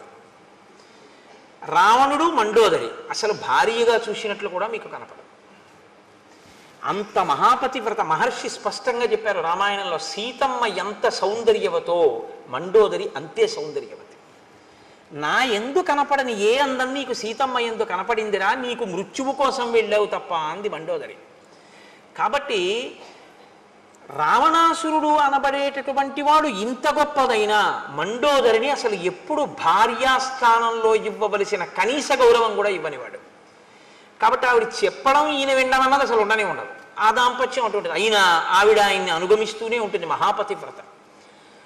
సీతారాములు దాంపత్యం అంటే వీళ్ళిద్దరిదే రామాయణంలో. ఎందుకో తెలుసా అండి? రాముడు ఏదైనా సీతమ్మతో మాట్లాడతాడు, సీతమ్మ ఏదైనా రాముడితో మాట్లాడుతుంది. సీతమ్మ చెప్పిన దాంట్లోది నేను తీసుకోవలసి ఉంది అనుకుంటే రాముడు ఆవిడ చెప్తేనే వినడం ఏమిటి అనుకోడు, చాలా మంచి మాట చెప్పావో అలా చేద్దాం అంటాడు. ఒకవేళ సీతమ్మ చెప్పింది చేయకూడదు అనుకుంటే ఇది ఒక్కనాటికి చేసే విషయం కాదు, నేనెవరో నీకు బాగా తెలుసు, అయినా నువ్వు ప్రేమతో చెప్పావు, నువ్వు కాకపోతే ఎవరు చెప్తారు, ఫలానా కారణానికి ఇది చేయడం కుదరదు అని వివరిస్తాడు. రాముడు ఏదైనా సీతమ్మకి చెప్తే రాముడు చెప్పిందే సీతమ్మ చేస్తుంది. కానీ రాముడు చేస్తే బాగుంటుంది అనుకుంటే ఆయనకి నేను చెప్పడం బాగుంటుందా అని ఊరుకోదు, చెప్పి తీరుతుంది. ఇది సీతారాములిద్దరిది పెద్దలు కుదిర్చిన వివాహం. దశరథ మహారాజు జనకుడు కుదిర్చిన వివాహం. పెద్దలు కుదిర్చిన వివాహం ఏదో అది రామాయణంలో టోటల్ సక్సెస్. వాళ్ళిద్దరూ అంత ఆదర్శవంతమైనటువంటి జీవితాన్ని గడిపారు. కాబట్టి మనం బతికితే సీతారాముల్లా బతకాలి. దాంపత్యంలో భార్యాభర్త ఎలా ఉండాలి అన్నది రామాయణంలో మీరు శ్రీరామాయణము దాంపత్యమును చదివారనుకోండి. నేను మీతో అన్నానుగా, రామాయణాన్ని ఒక్కసారి చదవకండి, రామాయణాన్ని అనేక కళ్ళజోళ్ళు పెట్టుకుతారు. అనేక కళ్ళజోళ్ళు అంటే నా ఉద్దేశం రామాయణము ధర్మశాస్త్రము, రామాయణము జ్యోతిష శాస్త్రము, రామాయణము శకుని శాస్త్రము, రామాయణము పరిపాలనా శాస్త్రము, రామాయణము బంధుప్రీతి, రామాయణము ధర్మశాస్త్రము, రామాయణము ఇదిగో దాంపత్య జీవనము. ఇలా మీరు ఎలా కావాలనుకుంటే అలా రామాయణాన్ని చూడొచ్చు. వెంటనే మీకు రామాయణం నుంచి వచ్చేస్తుంది అంతే సారం. మీరు ఎలా ఉండాలో రామాయణం చెప్పేస్తుంది. అందుకే రామాయణం వేదోపబృంహణం. రామాయణం చెప్పండి లోకంలో ఏమీ ఉండదు, అన్నీ చెప్తుంది రామాయణం. కానీ రామాయణాన్నే మీరు చెప్పాలి, రామాయణాన్నే మీరు చదవాలి, రామాయణాలు చెప్పకూడదు. వాల్మీకి రామాయణాన్నే చదువుకోండి, అంటే మిగిలినవి చదవద్దని కాదు, చదివి సంతోషించండి. వాల్మీకి మహర్షికి ప్రత్యక్షంగా ఆచమనం చేస్తే ఏది కనపడి సత్యమై రచింపబడిందో అది వాల్మీకి రామాయణం ఒకటి. మిగిలినవి అనుభవింపబడి రచింపబడినటువంటి రామాయణాలు. కాబట్టి లోకంలో అందుకే ఓ మాట వచ్చిన ఏదో రామాయణం చెప్పి వెళ్ళాడా అంటారు. అంటే ఏది చెప్పినా రామాయణంలోంచి తప్ప చెప్పడానికి ఇంకో చోటు నుంచి ఉండదు. కాబట్టి ఇప్పుడు ఆ తార వెడుతున్నటువంటి వాలిని ఆపంది. వాలి దంస్ట్రా కరాళస్తు క్రోధా దీప్తాగ్ని సన్నిభ భాత్యుత్పతిత పద్మాభ సంమృణాల ఇవ హ్రద. ఆ వెడుతున్నటువంటి ఆ వాలిని ఆపి తార అంటుంది, నీవు తొందరపడి మళ్ళీ ఇప్పుడిప్పుడే ఏ సుగ్రీవుణ్ణి పిడికిటి పోట్లు పడిచి నెత్తురు కారేటట్టు కొట్టావో ఆ సుగ్రీవుడి మీద యుద్ధానికి నువ్వు మళ్ళీ వెడుతున్నావు. కానీ సాధుక్రోధమిమం వీర నదీవేగమివాగతం శయానాద్దుదిత కాల్యం త్యజ భుక్తామివ స్రజం. ఒక పురుషుడు రాత్రి పడుకోబోయే ముందు, నిద్రలోకి వెళ్ళడానికి ముందు మెడలో ఒక పుష్పహారం వేసుకుని పడుకుంటాడు. అంటే అదేంటంటే అలా కూడా వేసుకుంటారా అంటే అలా వేసుకుంటారు రంధానికి. ఇప్పుడు మనం అంటే అంతంత డబ్బులు అంతంత పూలదండలు అవన్నీ ఇప్పుడులే, అదోలా చూస్తారు అలా వేసుకుంటే. కానీ అలా వేసుకుని పడుకునేవారు పూర్వం. కాబట్టి పూలహారం వేసుకుని నిద్రించినటువంటి పురుషుడు మరునాడు నిద్ర లేవగానే నలిగిపోయిన పుష్పహారాన్ని తీసి ఎలా పక్కన పడేసి బయటికి వస్తాడో అలా నీలో జనించినటువంటి కోపాన్ని ఉత్తర క్షణం విడిచిపెట్టేసేయి. నదీ ప్రవాహంలా వస్తోంది నీకు కోపం, ముంచెత్తుతోంది నేను. ఆ ముంచెత్తుతున్న ప్రవాహాన్ని పురుషుడు దండ వేసుకుని రాత్రి పడుకున్నవాడు ఉదయం విడిచిపెట్టినట్టు ఆ క్రోధాన్ని నువ్వు విడిచిపెట్టు. నేను చెప్పిన మాట విను. సహసాతవ నిష్క్రామో మమ తావన్న రోచతే శ్రూయతాం చాభిదాస్యామి ఎన్నిమిత్తం నివార్యసే. ఇప్పుడొద్దు యుద్ధానికి, వెడుదుగాను యుద్ధానికి, నువ్వు వెళ్ళొద్దు, యుద్ధం చెయ్యొద్దు, ఇంట్లోనే ఉండు, వెన్ను చూపించు అని నేను అనను. కానీ నీ తమ్ముడు ఇప్పుడు వచ్చి మళ్ళీ సింహనాదం చేస్తున్నాడు, కానీ వెళ్ళవద్దు ఇప్పుడు యుద్ధానికి. ఎందుకు వెళ్ళవద్దు అంటున్నానో నువ్వు విను జాగ్రత్తగా. తప్ప క్రోధంతో గబగబా తొందరపడిపోయి వెళ్ళిపోవద్దు. త్వయాతస్య నిరస్తస్య పీడితస్య విశేషతః ఇహైత్య పునరాహ్వానం శంకాం జనయతీవమే. ఇప్పుడిప్పుడు నువ్వు పిడిగుద్దులు గుద్దావు, నెత్తురు నవరంధ్రములలోంచి కారిపోతూ ఏడుస్తూ ఋష్యమూక పర్వతం మీదకు పారిపోయాడు ప్రాణాల కోసం. వెళ్ళి కొంచెం సేపు అవ్వలేదు, నువ్వు ఇంట్లోకి వచ్చావు, మళ్ళీ వచ్చి సింహనాదం చేస్తున్నాడు. పూర్వం ఎప్పుడు చేయలేదు సుగ్రీవుడిలా. ఏ ధైర్యంతో మళ్ళీ వచ్చి సింహనాదం చేశాడు. కాబట్టి ఏదో ఇందులో అనుమానించవలసింది ఉంది, తొందరపడి వెళ్ళకు.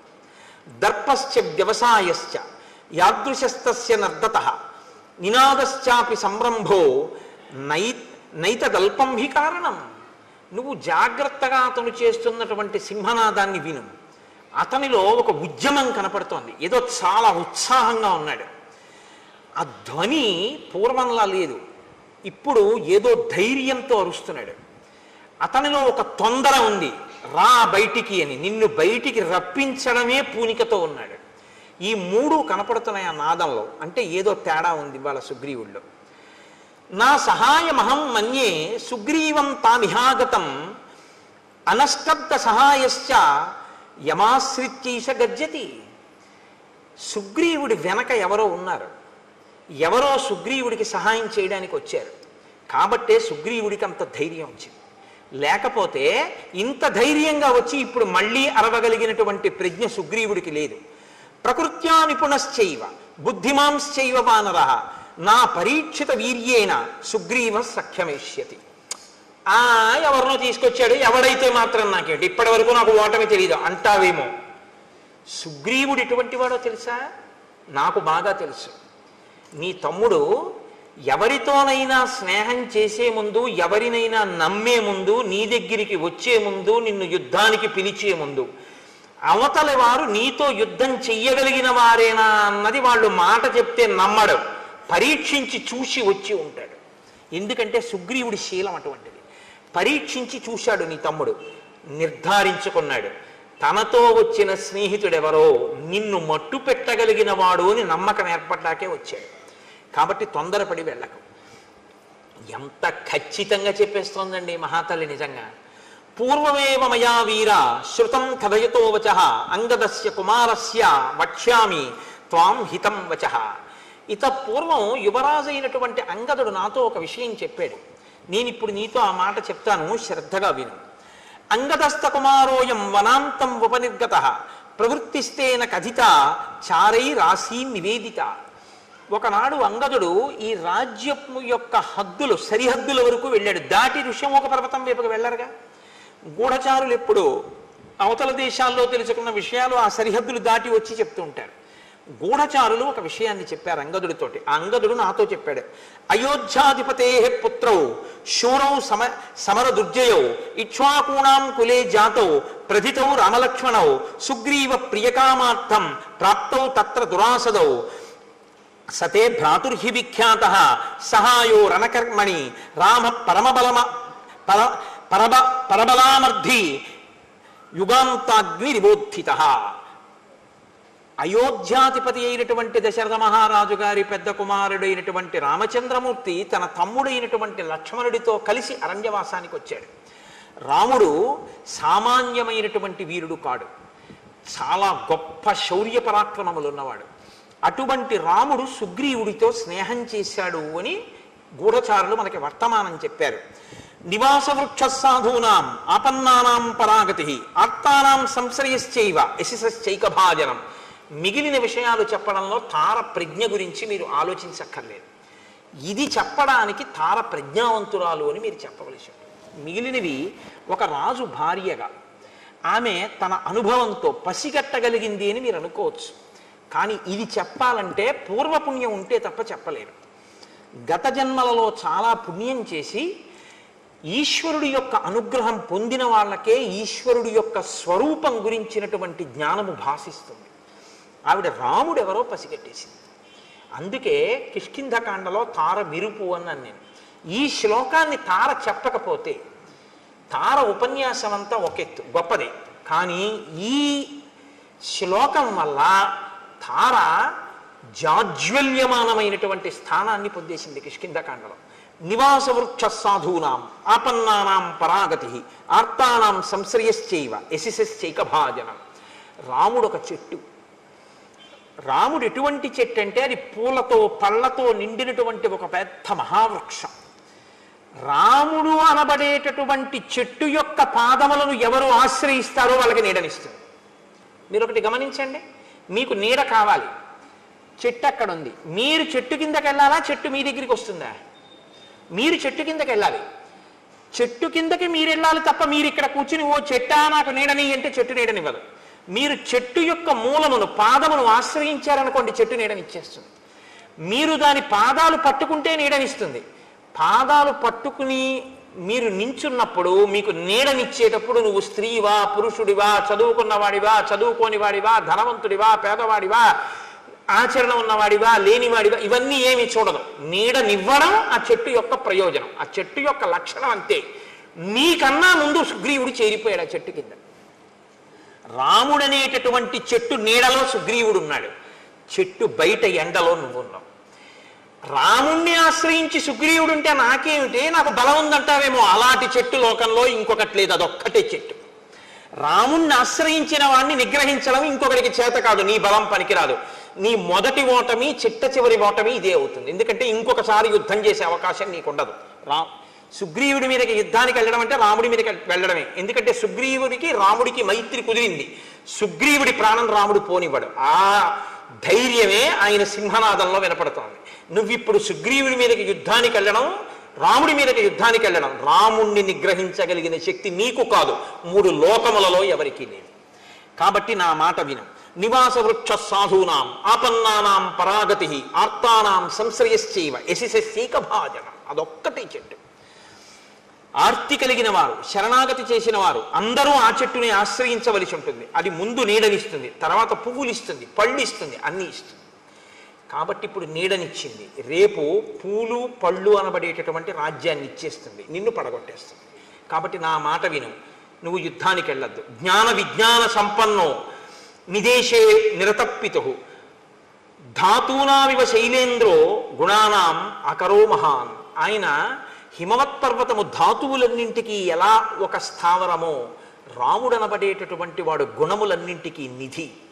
తక్షమోన విరోధస్తే సహతేన మహాత్మన దుర్జయేన ప్రమేయేన రామేణ రణకర్కసు.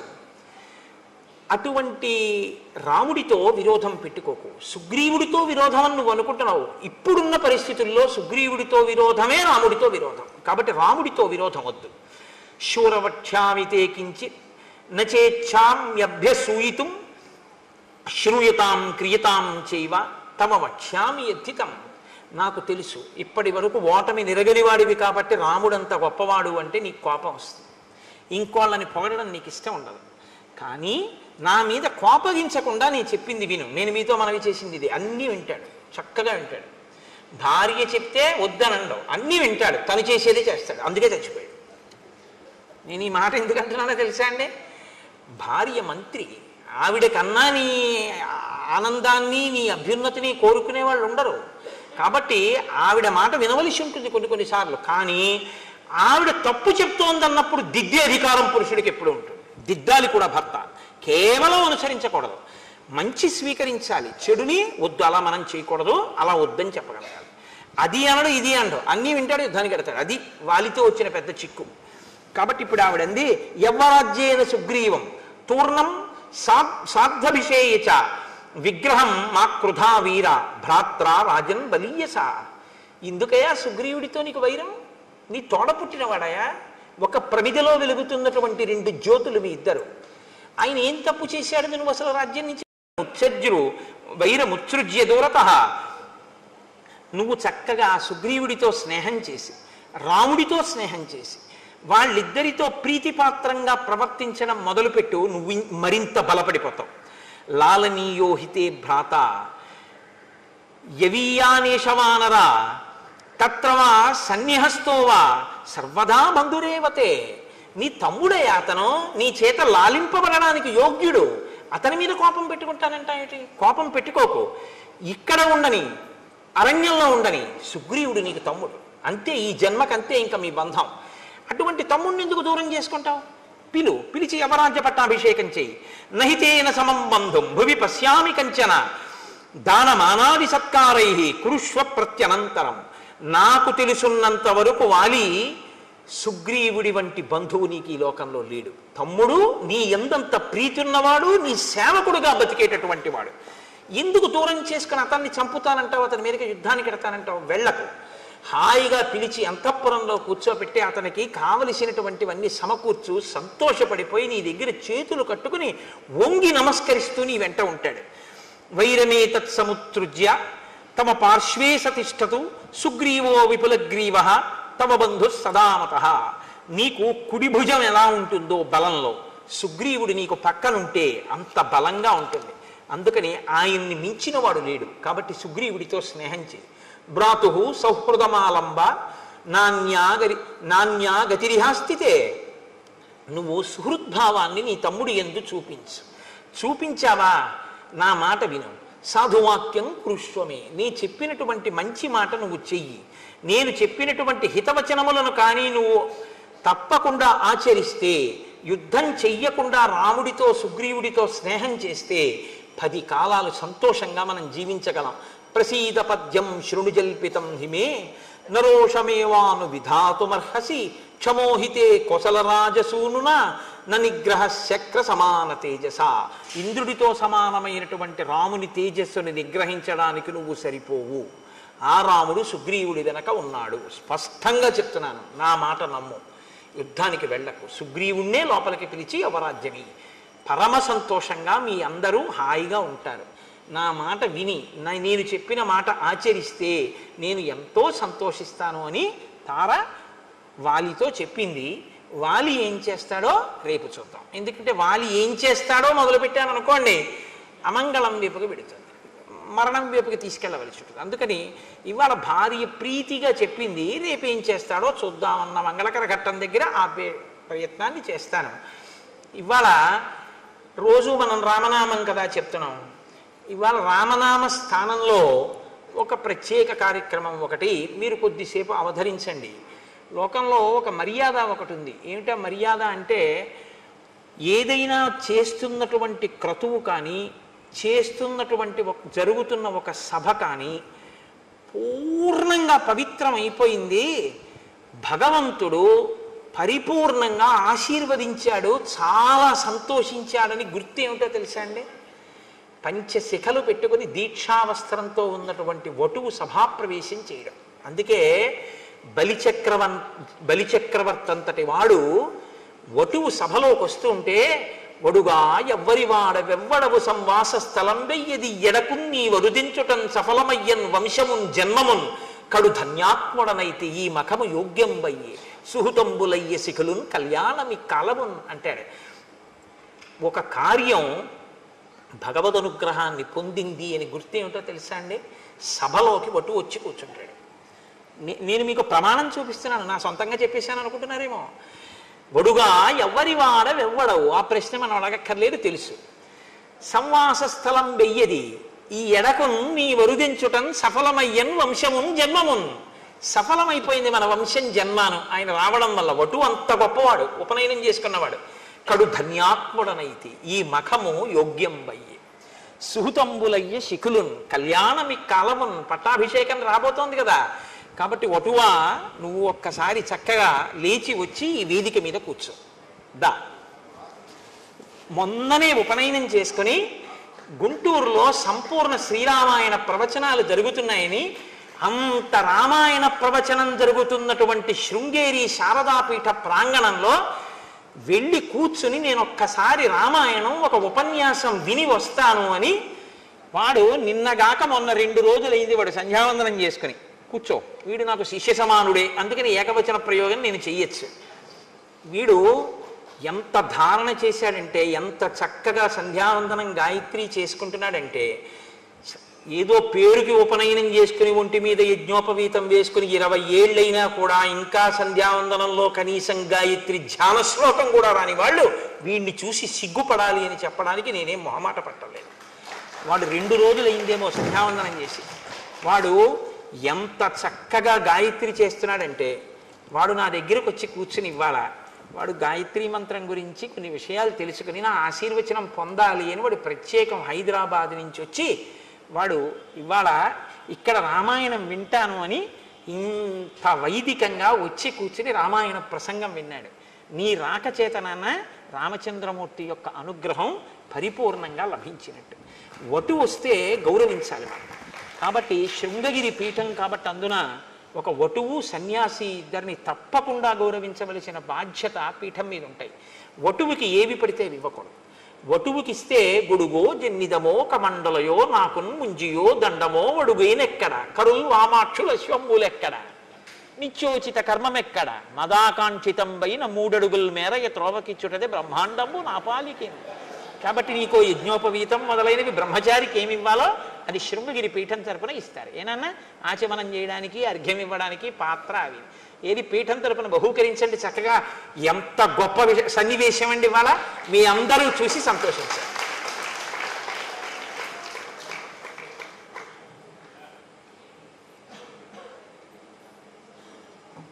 ఇవ్వండి, చక్క ఒక్కొక్కటి తీసి ఇవ్వండి వాడికి. దర్భాసనం పరమ పవిత్రం, అది వేసుకుని చక్కగా సంధ్యావందనం చేసుకో. ఏది నువ్వు లే ఒక్కసారి కూర్చో.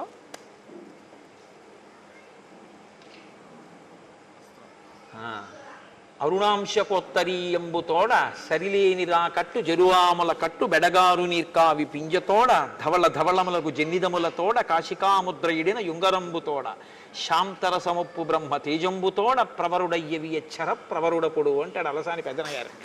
కాబట్టి నువ్వు బ్రహ్మచారివి కాబట్టి చక్కగా ఈ వస్త్రాలు కట్టుకుని సంధ్యావందనం చేసుకో. ఏనన్నా వీడికి ఏకవస్త్రధరోధన్వి సిఖీ కనకమాలయ ఉత్తరీయం ఇవ్వక్కర్లేదు అండి. యజ్ఞోపవీతం ఎప్పుడైనా నీ ఒంటి మీద ఉన్నది జీర్ణం అయితే ఇది వేసుకుందుగా. వాడికి ఆచమన పాత్ర, ఓ చక్కగా ఆచమన పాత్ర, అర్ఘ్యపాత్ర, నీ అదృష్టమే అదృష్టం. అదిగో నువ్వు చక్క అర్ఘ్యం ఆచమనం చేయడానికి అది, అర్ఘ్యం ఇవ్వడానికి ఇది అక్కడ పెట్టుకో.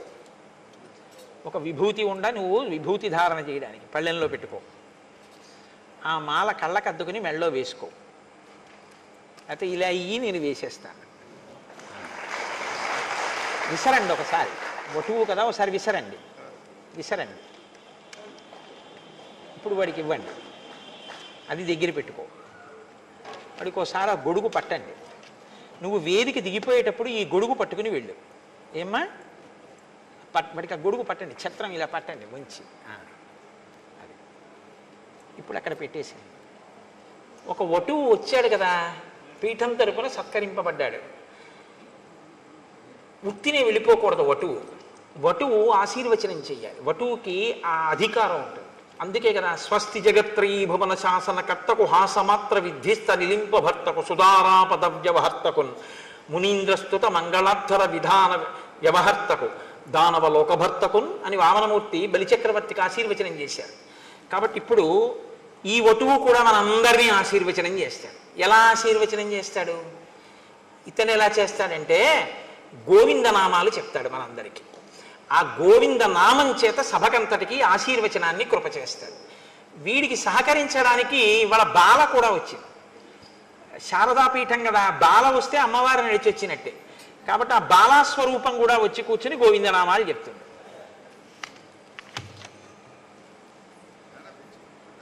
ఓ చిన్న ఆసనం ఏదైనా వేయండి, తీసుకో నాన్న.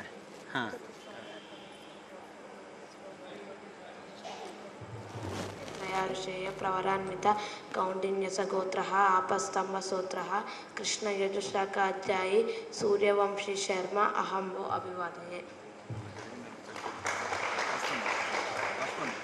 వస్త్రం పట్టు, వస్త్రం పట్టు నాన్న. నీ ఉత్తరీయం ఇలా పట్టు, అలా పట్టు. అవి మీ అమ్మగారితో, మీ అమ్మగారి కన్నా గురువు గారి ఇంట్లో వండించుకోవాలి కాబట్టి మీ నాన్నగారిని వండి పెట్టమని తిను.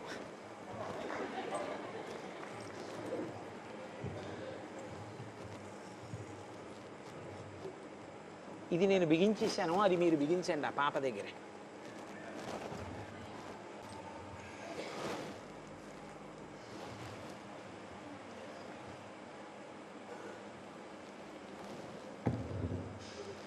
గోవింద హరి గోవింద గోకుల నందన గోవింద వచ్చినప్పుడు మనం కూడా అనొచ్చు.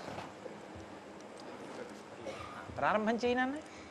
శ్రీ శ్రీనివాస గోవింద శ్రీ వెంకటేశ గోవింద భక్తవత్సల గోవింద భాగవత ప్రియ గోవింద నిత్య నిర్మల గోవింద నీలమేఘ శ్యామ గోవింద పురాణ పురుష గోవింద పుండరీకాక్ష గోవింద గోవింద హరి గోవింద గోకుల నందన గోవింద నందనందన గోవింద నవనీత చోళ గోవింద పశుపాలక శ్రీ గోవింద పాప విమోచన గోవింద దుష్ట సంహార గోవింద దురత నివారణ గోవింద శిష్ట పరిపాలక గోవింద కష్ట నివారణ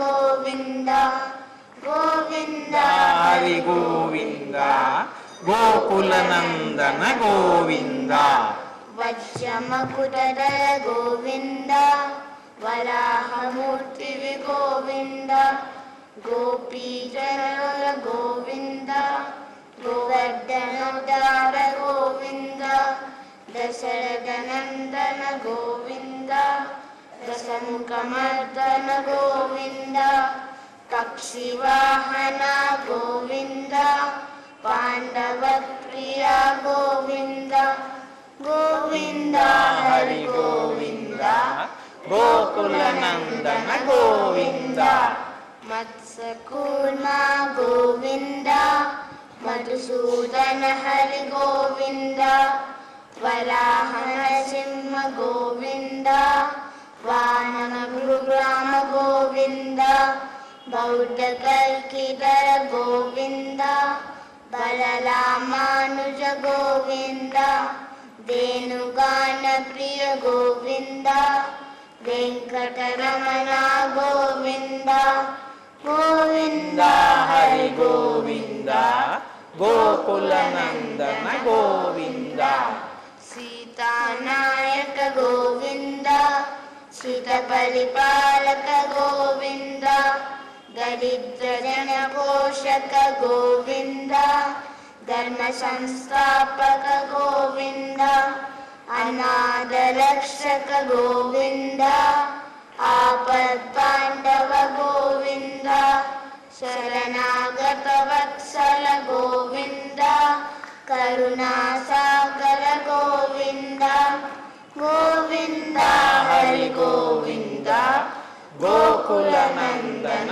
గోవింద కమలదలాక్ష గోవింద కామిత ఫలదాత గోవింద పాప వినాశక గోవింద పాయిములాలే గోవింద శ్రీముద్రాంకిత గోవింద శ్రీవత్సాంకిత గోవింద దళనీ నాయక గోవింద దినకర తేజ గోవింద గోవింద హరి గోవింద గోకుల నందన గోవింద పద్మావతి ప్రియ గోవింద ప్రసన్నమూర్తి గోవింద అభయాస్త ప్రదర్శన గోవింద మధ్యావతార గోవింద శంఖచక్రధర గోవింద సాంగ గదాధర గోవింద విరజాతీశ గోవింద విరోధి మర్దన గోవింద గోవింద హరి గోవింద గోకుల నందన గోవింద సాలగ్రామధర గోవింద సహస్రనామ గోవింద లక్ష్మీ వల్లభ గోవింద లక్ష్మణ గజ గోవింద కస్తూరి తిలక గోవింద కాంచనాంబరధర గోవింద గరుడ వాహన గోవింద గజరాజ రక్షక గోవింద గోవింద హరి గోవింద గోకుల నందన గోవింద వానర సేవిత గోవింద బాలది బంధన గోవింద ఏడుకొండవాడ గోవింద ఏక స్వరూప గోవింద శ్రీరామకృష్ణ గోవింద రఘుకుల నందన గోవింద ప్రత్యక్ష దేవ గోవింద పరమదయాకర గోవింద గోవింద హరి గోవింద గోకుల నందన గోవింద వజ్ర కవచధర గోవింద వైజయంతిమాల గోవింద వడ్డికాసులవాడ గోవింద వసుదేవతనయ గోవింద బిల్వపట్టాక్షిత గోవింద భిక్షుక సంస్థుత గోవింద శ్రీ పుంలూప గోవింద నిత్య కళ్యాణ గోవింద నీరజనాభ గోవింద హాటి రామ ప్రియ గోవింద హరి సర్వోత్తమ గోవింద జనార్దన మూర్తి గోవింద జగత్సాక్షి రూప గోవింద అభిషేక ప్రియ గోవింద ఆపన్నివారణ గోవింద గోవింద హరి గోవింద గోకుల నందన గోవింద రత్న కిరీట గోవింద రామానుజనుత గోవింద స్వయం ప్రకాశ గోవింద ఇలలోకేశ గోవింద ఆనంద రూప గోవింద ఆద్యంతరహిత గోవింద గోవింద హరి గోవింద గోకుల నందన గోవింద ఇహ పరదాయక గోవింద ఇహరాజ రక్షక గోవింద పరమదయాళో గోవింద రత్ననాభ హరి గోవింద తిరుమలవాస గోవింద తులసి వనమాల గోవింద శేషాద్రి నిలయ గోవింద శేష సాయిని గోవింద గోవింద. శుభం భూయాత్. బాగుంది. ఏది బాలాస్వరూపం, దానికి ఒక 2 పళ్ళు ఇవ్వండి. ఏది ముక్తా విద్రుమ హేమనీల ధవలఛాయైర్ముఖైస్త్రీక్షణైః యుక్తామిందు నిబద్ధ రత్నమకుటాం తత్తార్థ వర్ణాత్మికం గాయత్రీం వరదా భయాంకుశకస శుభ్రం కపాలం గదాం శంఖం చక్రమదార విందయుగలం హస్తైర్వహంతి భజే. ఓ వెరీ గుడ్, వెరీ గుడ్, బాగుంది.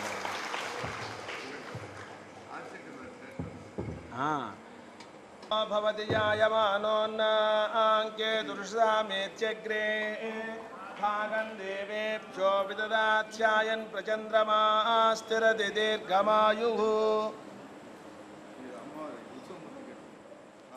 యాదాస్తం విపరీతనా. శారదమ్మ వారి శేషవస్త్రం. ఇప్పుడు ఇది ఇలా అయ్యి చెప్తాను. ఇది ముడేసేయండి, ఇలాగా ఇది ఇలా ముడేసేయండి.